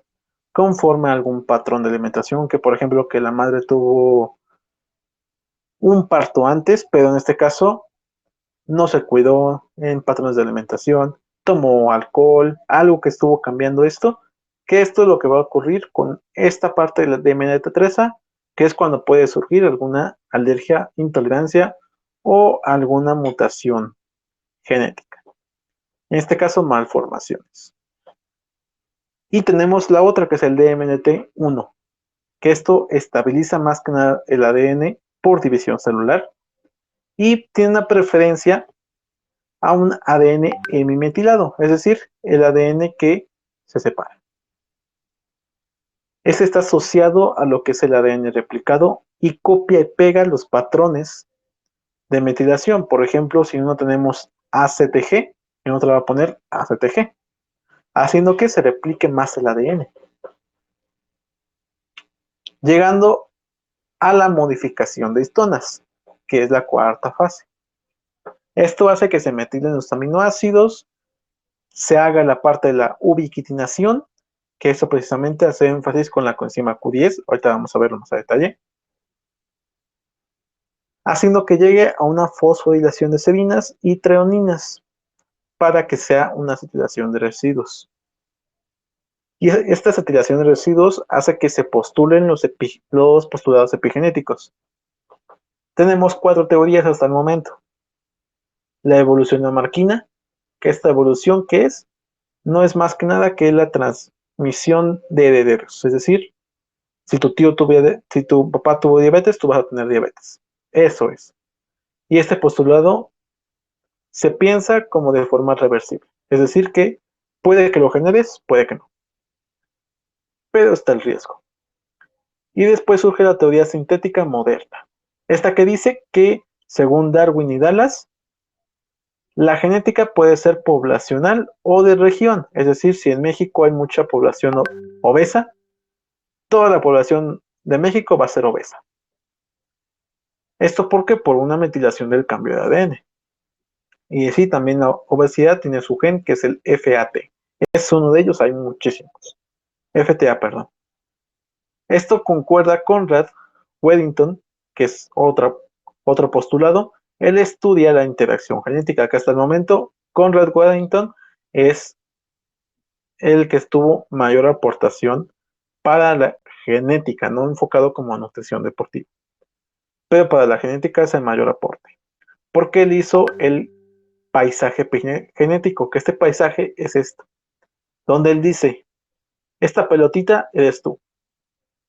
Cada rayita es cada cambio que vas a sufrir en toda tu vida. Por ejemplo, en la edad media, en la edad de pediatría, en la edad adulta, en la edad geriatra, en anciano, hasta que llegues hasta el final. Que esto dice que es el final de todo. Así es como va a cambiar tu genética.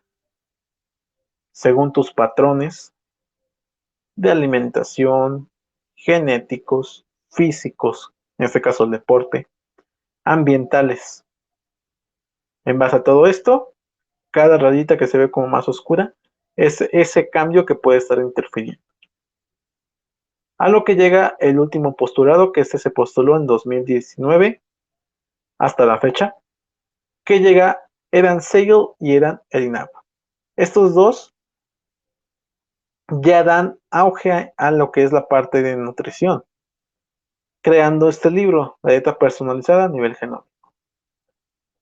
Esto estudiaron lo que son las huellas dactilares, coproparasitoscópicos, haciendo que se identifiquen los biomarcadores genéticos y microbiológicos, dando la importancia a los probióticos y antioxidantes, que ahorita vamos a ver más adelante. Vamos a ponerlo en algo un poquito más simple. De las proteínas se va a estar dando toda la transformación de ADN carbohidratos, grasas igual, para que llegue a algún tipo de fase del dogma central. ¿Cómo es este protocolo terapia nutricional? Se dice protocolo terapia no porque se vaya a poner algún tipo de macro o micro, ahorita es más como la parte de ayuda ergogénica, pero ahorita lo vemos más enfocado a ello. Sus objetivos principales es optimizar lo que son las frecuencias, ahorita vemos también qué son estas frecuencias, la microintestinal que sea de forma estable, identificación de malnutrición o micronutrientes, mejoría del rendimiento deportivo o diseño de plan nutricional, pero ya enfocado a la parte genética.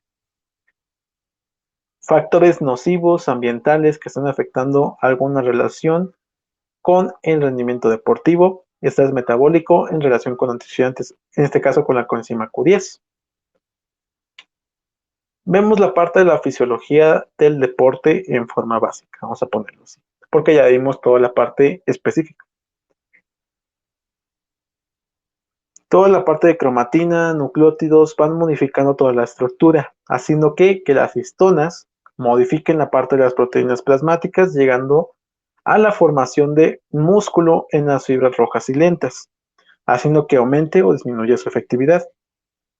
Tiene a especificar principalmente con la variación de nutriente a nutriente, según la genética de cada paciente.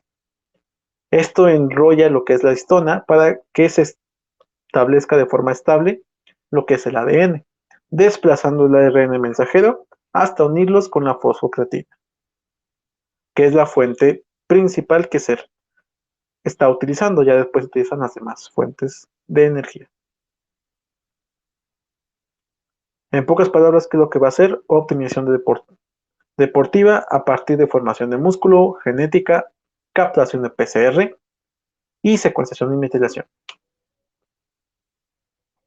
Su uso hasta el momento solamente hay evidencia de energía inmediata, golpe o de potencia. Que esto cuando se va a estar realizando, cuando esta parte de los puentes que estuvimos viendo anteriormente, recordemos que la primera fase está como 45 grados, que es la unión de la cabeza de miosina en un estado de rigor.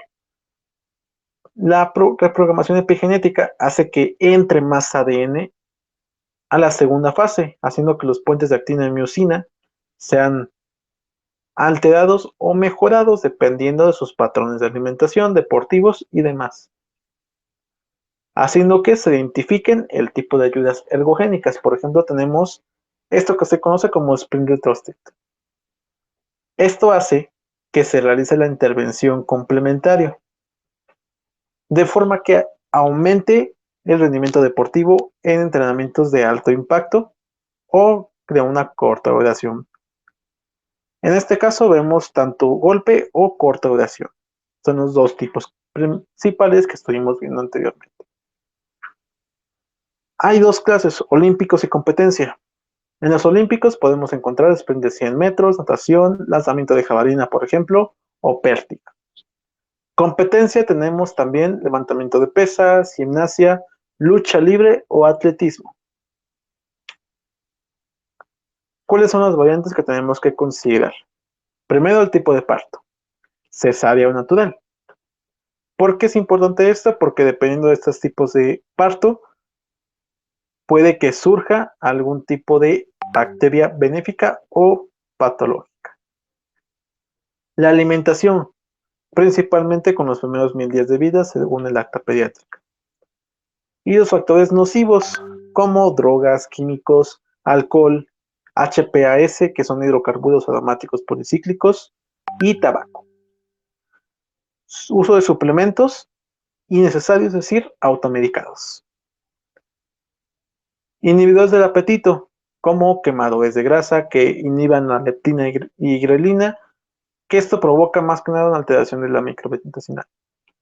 La genética, qué predisposición tiene cada paciente, el ambiente en donde se ubica, con la termorregulación que tiene, la temperatura y la zona donde está. Y los quemadores también de forma innecesaria, incluyendo aquí algún tipo de infección inducida, como cual viruela, sarampión o varicela. Que esto fuera que sea benéfico es patológico y puede ser una reprogramación epigenética, disminuyendo nuestro aumento deportivo. Vamos a la parte de los biomarcadores. Viendo la parte de genética, este cromosoma de forma bacteriana hace una recombinación genética, transformación, transducción. Vamos a poner lo que es lo normal en una movilización de ADN, haciendo que se fusionen todos los agentes microbianos y se forme la unión de nutrición, que aquí es donde vemos los biomarcadores a nivel genético. Tenemos la propia melanocorticona, que se localiza en el núcleo R4, hace la función de regular la parte hormonal, control de la MSH, que es la hormona de melanocitos, hormona estimulante de melanocitos, perdón, controlando la presión arterial, termorregulación y control inflamatorio. De forma normal, pero si está alterada puede provocar trastornos psicológicos como ansiedad, depresión, anorexia.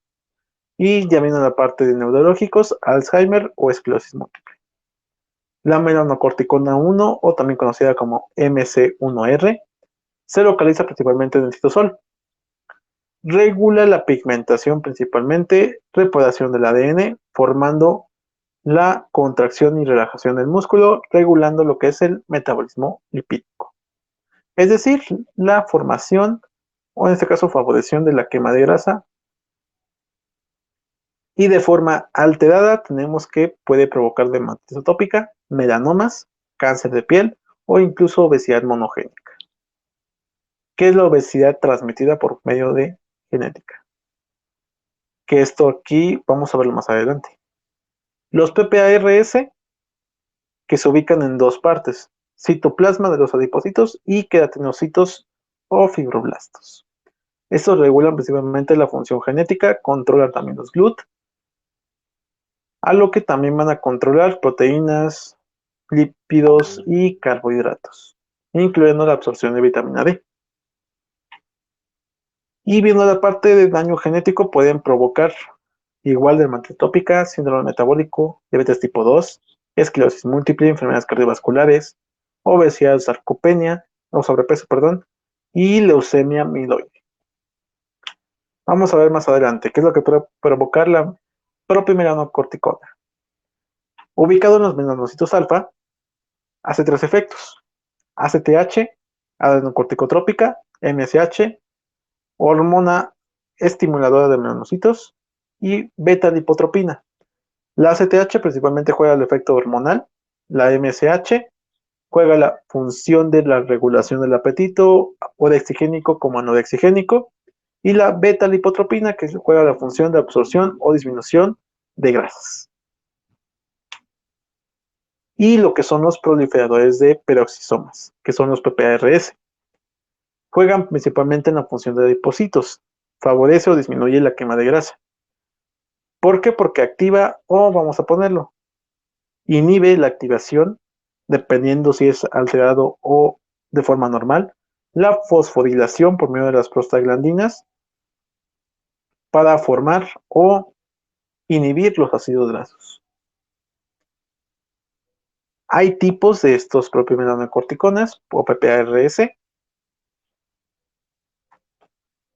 Los primeros, que son los eicosanoides o fibratos, se ubican en hepatocitos, cardiocitos, enterocitos, corteza renal y endotelio, haciendo que se induzca la beta-oxidación y reduciendo la producción de lipoproteínas ricas en triglicéridos, VLDL, COX-2 y expresión de BCAM, que son fuentes principales que controlan, o en este caso regulan, algún tipo de enfermedad cardiovascular. Aumenta también el HDL para mejorar principalmente la inflamación del endotelio. Los PPR gamma, que reducen también la expresión de BCAM y citocinas, también controlan la parte de estrés oxidativo y enfermedades cardiovasculares, inhibiendo lo que es la enzima NOS, que es producida por el óxido nítrico sintetasa, induciendo los GLUT4 y proteínas de captación de ácidos grasos. Viendo la parte de la farmacología que puede afectar todo esto, primero la producción de metabolitos. Esta producción de metabolitos hace que la fosfocreatina, la miosina y la actina sean alteradas, es decir, la parte del control de fibras y miofibras musculares pueden estar alteradas en esa parte. Si no llevamos un control, por ejemplo, con patrones de alimentación, patrones deportivos, algún tipo de manifestación que puede estar surgiendo aquí. Tenemos la otra parte que es la producción enzimática, que esto va más enfocado a mioquinasa, fosfoquinasa, por ejemplo, de nilatoquinasa. Recordemos que estas son las principales que se utilizan en deportistas de golpe o de potencia. Algo que puede producir mayor o menor creatina, estimulando a las fibras tipo 2A y tipo 2B. También puede provocar modificación genética, metilando y secuenciando el ADN, haciendo una reprogramación epigenética por efecto del ejercicio para mejorar la capacidad muscular o disminuirla. Y tenemos la parte de la microbiota, principalmente jugando con la histamina, glutamato, ácidos grasos de cadena corta y fibra dietética. Esto mantiene principalmente la función epitelial e inmunomodulación. Y hasta aquí vamos bien. ¿Dudas, preguntas? Profe, yo tengo una pregunta con Adelante. respecto a la epigenética. Por ejemplo, lo que tú mencionabas ahorita de Darwin y, bueno, y el otro autor sobre el análisis poblacional de los individuos, digamos, de ciertas partes del mundo que, digamos, si por ejemplo, en México, que si tienden a tener un porcentaje alto de obesidad, entonces todos son obesos. Pero pues eso puede variar, obviamente, ¿no? Yo tengo una pregunta, por ejemplo, si el individuo que practica actividad física durante toda su vida, ¿sí? Durante toda su vida, o es atleta de alto rendimiento, pues obviamente tiene hábitos de buena salud o en fin, etcétera, pues llega a un estándar deportivo bastante alto. Puede que la descendencia que tiene ese atleta pueda, digamos, si ese atleta tiene antecedentes en su familia de algún problema de diabetes, etcétera, pero él no los padece, el- la, la, mm, la descendencia de ese atleta puede generar esos problemas. O sea, eso puede ser de esa misma forma hereditario. Puede ser hereditario, pero depende también de la reprogramación epigenética, que esto puede que tenga, por ejemplo, si su papá tuvo diabetes tipo 1, que es con insulina inyectada, a lo mejor él puede generar tipo 2, que es vamos a ponerlo, una reprogramación epigenética, es decir, una metilación y secuenciación. O puede ser la misma mutación, pero en este caso que sea solamente como algún tipo de resistencia insulínica, que no tenga que usar así como un medicamento, nada más que tenga que cuidar, o bien que no genere nada por sus buenos patrones de alimentación, de deporte, ambientales, que todo esté jugando como una función simbiótica. Ok. Y otra pregunta también ahí dentro de esa misma pregunta. Por ejemplo, si ese paciente que tiene descendencia es deportista, ¿esa epigenética puede heredar la descendencia de ese mismo atleta? O sea, por ejemplo, si es un levantador de pesas de halterofilia y tiene pues una concentración bastante alta en fuerza en fibras musculares tipo 1 y es bien potente, etcétera, esa epigenética o esos genes los puede heredar el otro individuo, por ejemplo, si se combina con una paciente sana o generalmente que no genere deporte. Sí se puede combinar, pero aquí lo mismo que te comentaba. Puede ser que se forme lo mismo que ellos, o hasta mejor, que es una función entre los padres, o bien que el sucesor de este paciente tenga un cambio de forma, vamos a ponerlo, inesperado, es decir, que a lo mejor tenga la fuerza suficiente, pero no tenga la misma fuerza que, por ejemplo, el padre, o sea, en este caso el paciente. Es decir, que está formando su propia genética. ¿Por medio de qué? Por medio de la reprogramación epigenética. Esto va a estar mediado principalmente con los cuidados que tuvo la madre en el parto, los cuidados que tuvo en los primeros 1000 días de vida del niño. Dependiendo de esto es como va a estar formando su propia genética. Ok. Muchas gracias, profe. No, ¿de qué?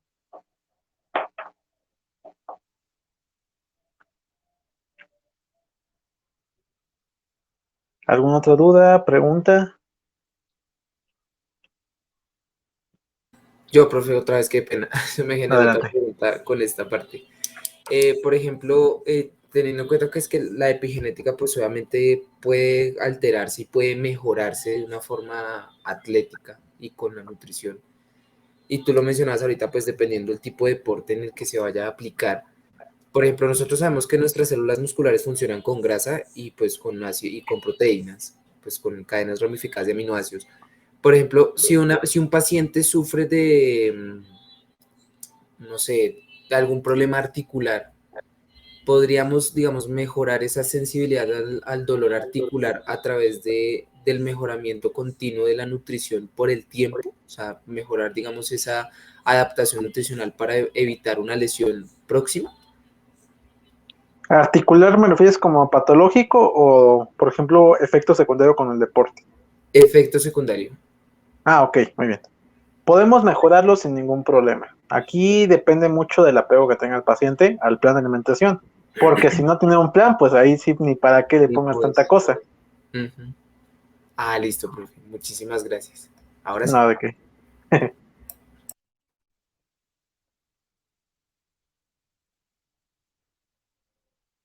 Bueno, pues vamos a seguir, si nadie más tiene duda, pregunta. ¿Cómo es esta intervención de forma epigenética nutricional? Aquí esta dieta personalizada que es dentro de lo que es el libro de Eran Segil y Dan Elinab, que si lo quieren buscar se llama la dieta personalizada o potencializador de vida. Así lo pueden buscar. Eran Segel y Eran Elinab, así como viene en la diapositiva. Busquen su libro para que puedan leer un poquito más a detalle todo esto. ¿Qué es lo que dicen? Que esta dieta personalizada tiene que ir a la par con probióticos y antioxidantes para que se logre una dieta enfocada a la genética. ¿Cómo va a ser esta evaluación? Esto no lo mencionan ellos, esto yo lo saqué por cuenta propia y dependen también algunos artículos científicos, recomendación de forma de basado de evidencia, de claro, y también en lo que es evaluación práctica. ¿Qué es lo que se evalúa? Primero dos factores, intrapersonales y externos. En los intrapersonales tenemos la metabólica, que esto ya se saca con lo que es la tanita. Después, el sexo. ¿Qué tipo de sexo es? Y si es paciente femenino, ¿cuál es su fecha última de menstruación, que es el FUM? Y cuál fue su edad de menarquia. El IMC, aquí se lo evaluamos, ahorita le voy a platicar por qué. La historia clínica, que es la introspección, y lo que es yo le digo IL, que es la forma de intrapersonal, para complementar algún tipo de complementos o fármacos. El complemento alimentario también si es que utiliza algún tipo de suplemento, proteína, algo que esté como afectando aquí. El FIT, que este ya lo vimos. Antecedentes familiares. Genética o de estrés también aquí se incluye. La calidad y cantidad del sueño que esté haciendo el paciente. El consumo de químicos que ya estuvimos viendo, tabaco, marihuana, drogas, algo que esté afectando aquí. La ocupación laboral y tiempo de traslado, es decir, cuánto tiempo labora y cuánto tiempo hace para llegar al trabajo y para llegar a la casa. Y como factores externos, que es lo que yo evalúo, son la residencia, en donde está ubicado, frecuencia cardíaca, toma de temperatura. Esto más que nada por tiempos de pandemia. Ya después lo pueden quitar. Tiempos de procrastinación o ayuno que está haciendo el paciente, dependiendo, por ejemplo, el tiempo o igual el trabajo que puede estar afectando esto. Lugares de compra o interacciones de ello, es decir, dónde está comprando y cuántas personas normalmente hay en ese tipo de lugares. Para evaluar principalmente la función de la microbiota intestinal. La rutina diaria también, tanto entre semana como de fin de semana, separarlos. Las idas al baño para evaluar la diuresis. Las apariciones de lesiones musculares por medio de la evaluación. Saturación de oxígeno, igual ahorita por tiempo de pandemia, ya después lo pueden quitar. Y los psicosociales, algún tipo de trauma. Me refiero a trauma, por ejemplo, lesiones, roturas de algún tipo de parte del cuerpo. Y viendo ya la parte más como a la práctica, cómo es realmente este tipo de prueba epigenética, porque es una prueba epigenética. Se da como un plan de alimentación para 90 días. ¿Por qué 90 días? Porque es la fecha límite que marca esta tecnología. La tecnología se llama Cell Deweining. Vamos a tapar nomás esto para que no se vea como los datos del paciente. Que aquí mismo le dice, esta prueba solamente es válida por 90 días. ¿Cómo se evalúa?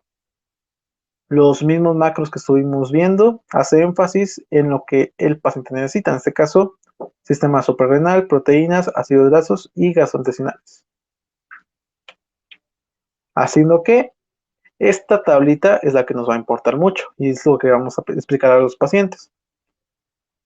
Marca en rojo como prioridades que realmente le falta, tenemos que ponerlo en el plan nutricional.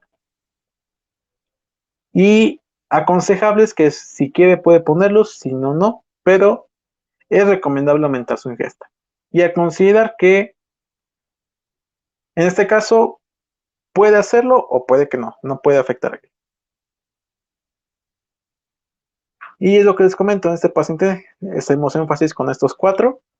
En este caso, vamos a ver primero el aconsejable, que aumente la ingesta. ¿De qué? Vitamina K1, fíjense bien porque aquí ya especifica qué tipo de vitamina necesita el paciente. No nada más complejo B, aquí ya te especifica qué tipo de complejo B necesita. Aquí en este caso es vitamina B2 y vitamina B1. Y en este caso también biotina y K1. Por ejemplo, en minerales, cobre y magnesio. Igual aquí les dice como alimentos ricos en ellos, nada más para que intervinamos nosotros y ponemos esos tipos de alimentos dentro del plan nutricional. Igual aquí con ácidos grasos, en este caso 9 y 6. Igual aquí vienen algunos alimentos donde pueden encontrarlos, la función, que es muy importante que les comenten a los pacientes. Y vienen los antioxidantes, en este caso, el zinc que necesitaba, viene también con enzima Q10, antioxidantes como carotenoides, flavonoides, vitamina C, selenio y polifenoles. Pero aquí en este caso, zinc. Igual aquí viene la tablita comparativa. En este caso, por ejemplo, optimización de aminoácidos, en este caso carnitina. Recordemos que la carnitina es necesaria para el perfil renal. El triptófano, que es necesario para la función del páncreas. Y la fenilalanina principalmente para la función hepática. Y aquí igual forma viene como qué tipo de alimentos se pueden estar encontrando este tipo de aminoácidos. Perdón. Vemos también la utilización del entorno. En este caso, el entorno habla de químicos e hidrocarburos aromáticos. Es decir, que el paciente está frente a algún tipo de persona, en este caso, que esté fumando, que tenga algún contacto pasivo de ellos. Y aquí igual forma vienen algunos alimentos para limpiar este tipo de entorno. También la utilización del microbioma, en este caso virus, esporas y posvirus. En este caso, propiamente lo que son los probióticos. Es más que nada esa parte. Igual la utilización de frecuencias, aquí hace lo que es tanto radiación, UV, en este caso teléfono y corriente de entrada. La corriente de entrada es los enchufes. Y igual vienen algunos alimentos que pueden interferir con esto, en este caso mejorarlo. Y algo padre de esta prueba es que viene esta restricción que tienen que estar evitando. Lo que viene en rojo es lo que va a estar evitando el paciente. Ojo, aquí no es una prueba de alergias, solamente es una prueba que está viendo que hay una alteración con su genética, en este caso, para mejorar el rendimiento deportivo. Y de igual forma viene por qué es esta prueba, para qué es y en qué le va a ayudar al paciente. Algo muy importante que me gusta para este tipo de pacientes deportivos y funciona mucho para pacientes diabéticos también, es el tipo de aditivos que le está afectando. En este caso, estos son los agentes aditivos que están afectando. Aditivos como sustancias o sustitutos de azúcar. Y aquí igual forma viene así como la tablita referente de ellos.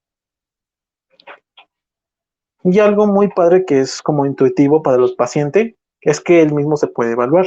Eso normalmente siempre nos lo dan nosotros.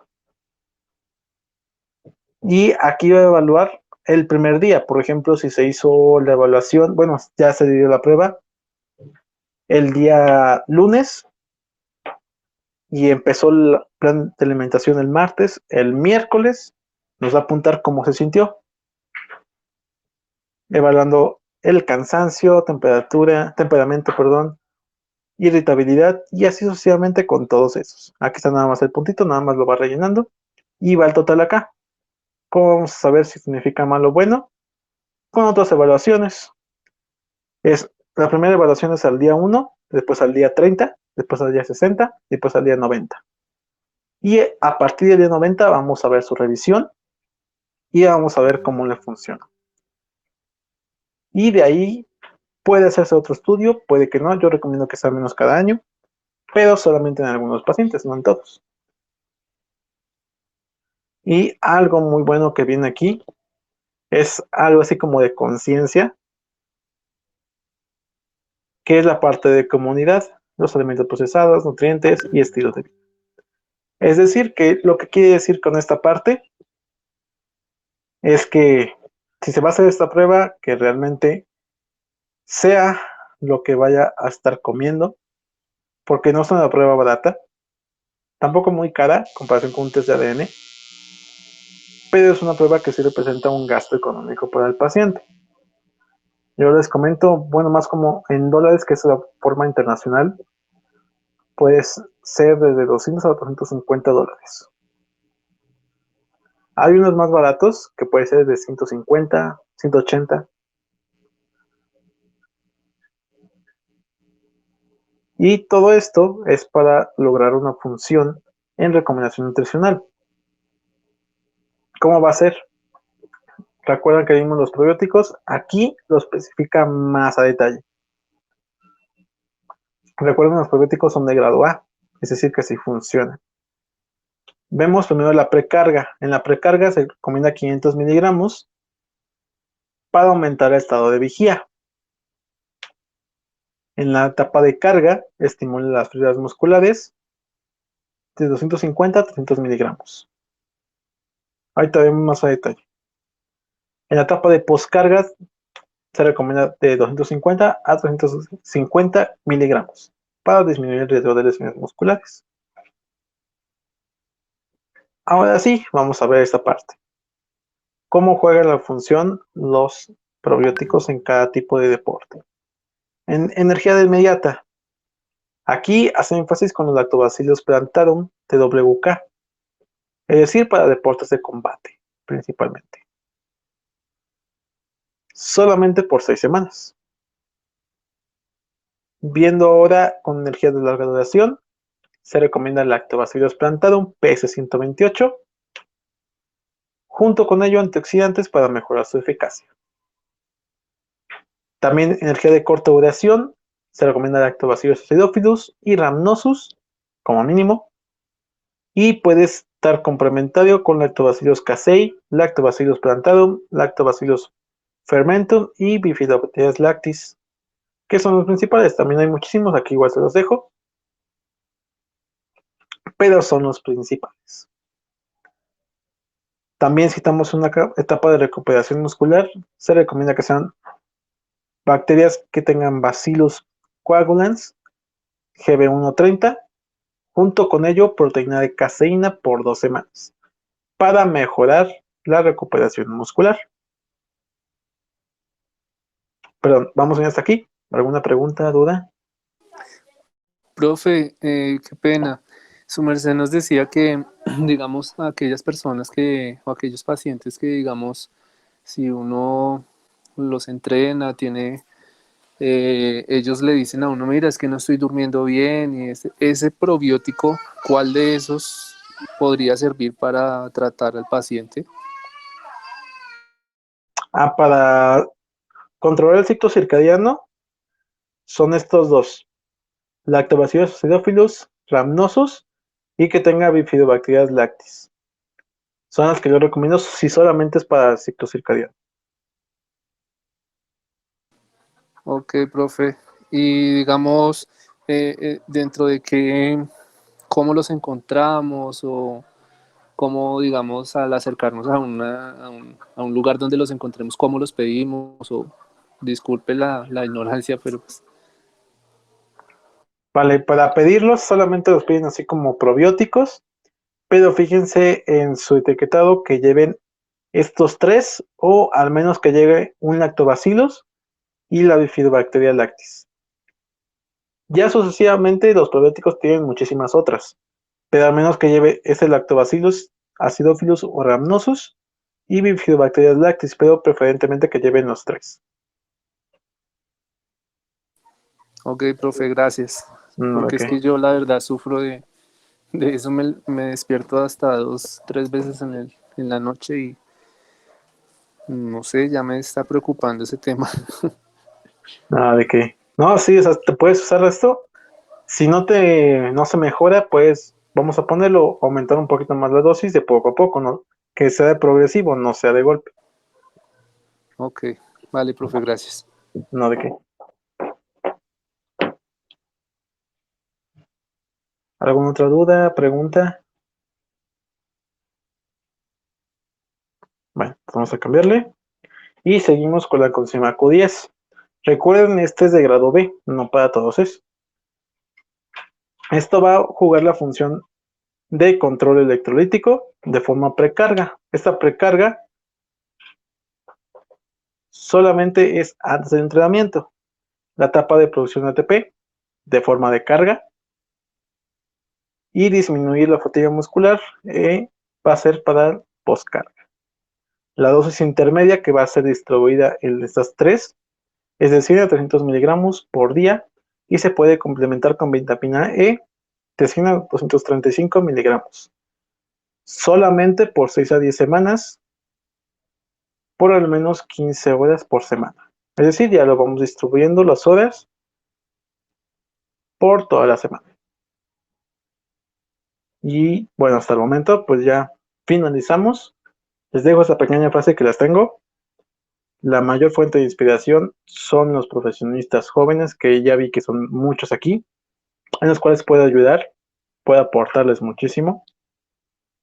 Y espero que un día lleguen a ser más grandes que yo. Queremos verlos más grandes en todos lados, que puedan ser reconocidos a nivel mundial. Porque recuerden que la única limitación son ustedes. No hay más, solamente las excusas y la motivación es lo que te van a poner para limitarte a generar tus logros. Les dejo aquí mis redes sociales y muchas gracias por estar aquí en la última sesión. Espero no haberles quitado mucho tiempo por la misma parte que se juntó con el otro módulo. Sin más, no sé si alguien tenga que decir algo, alguna aportación.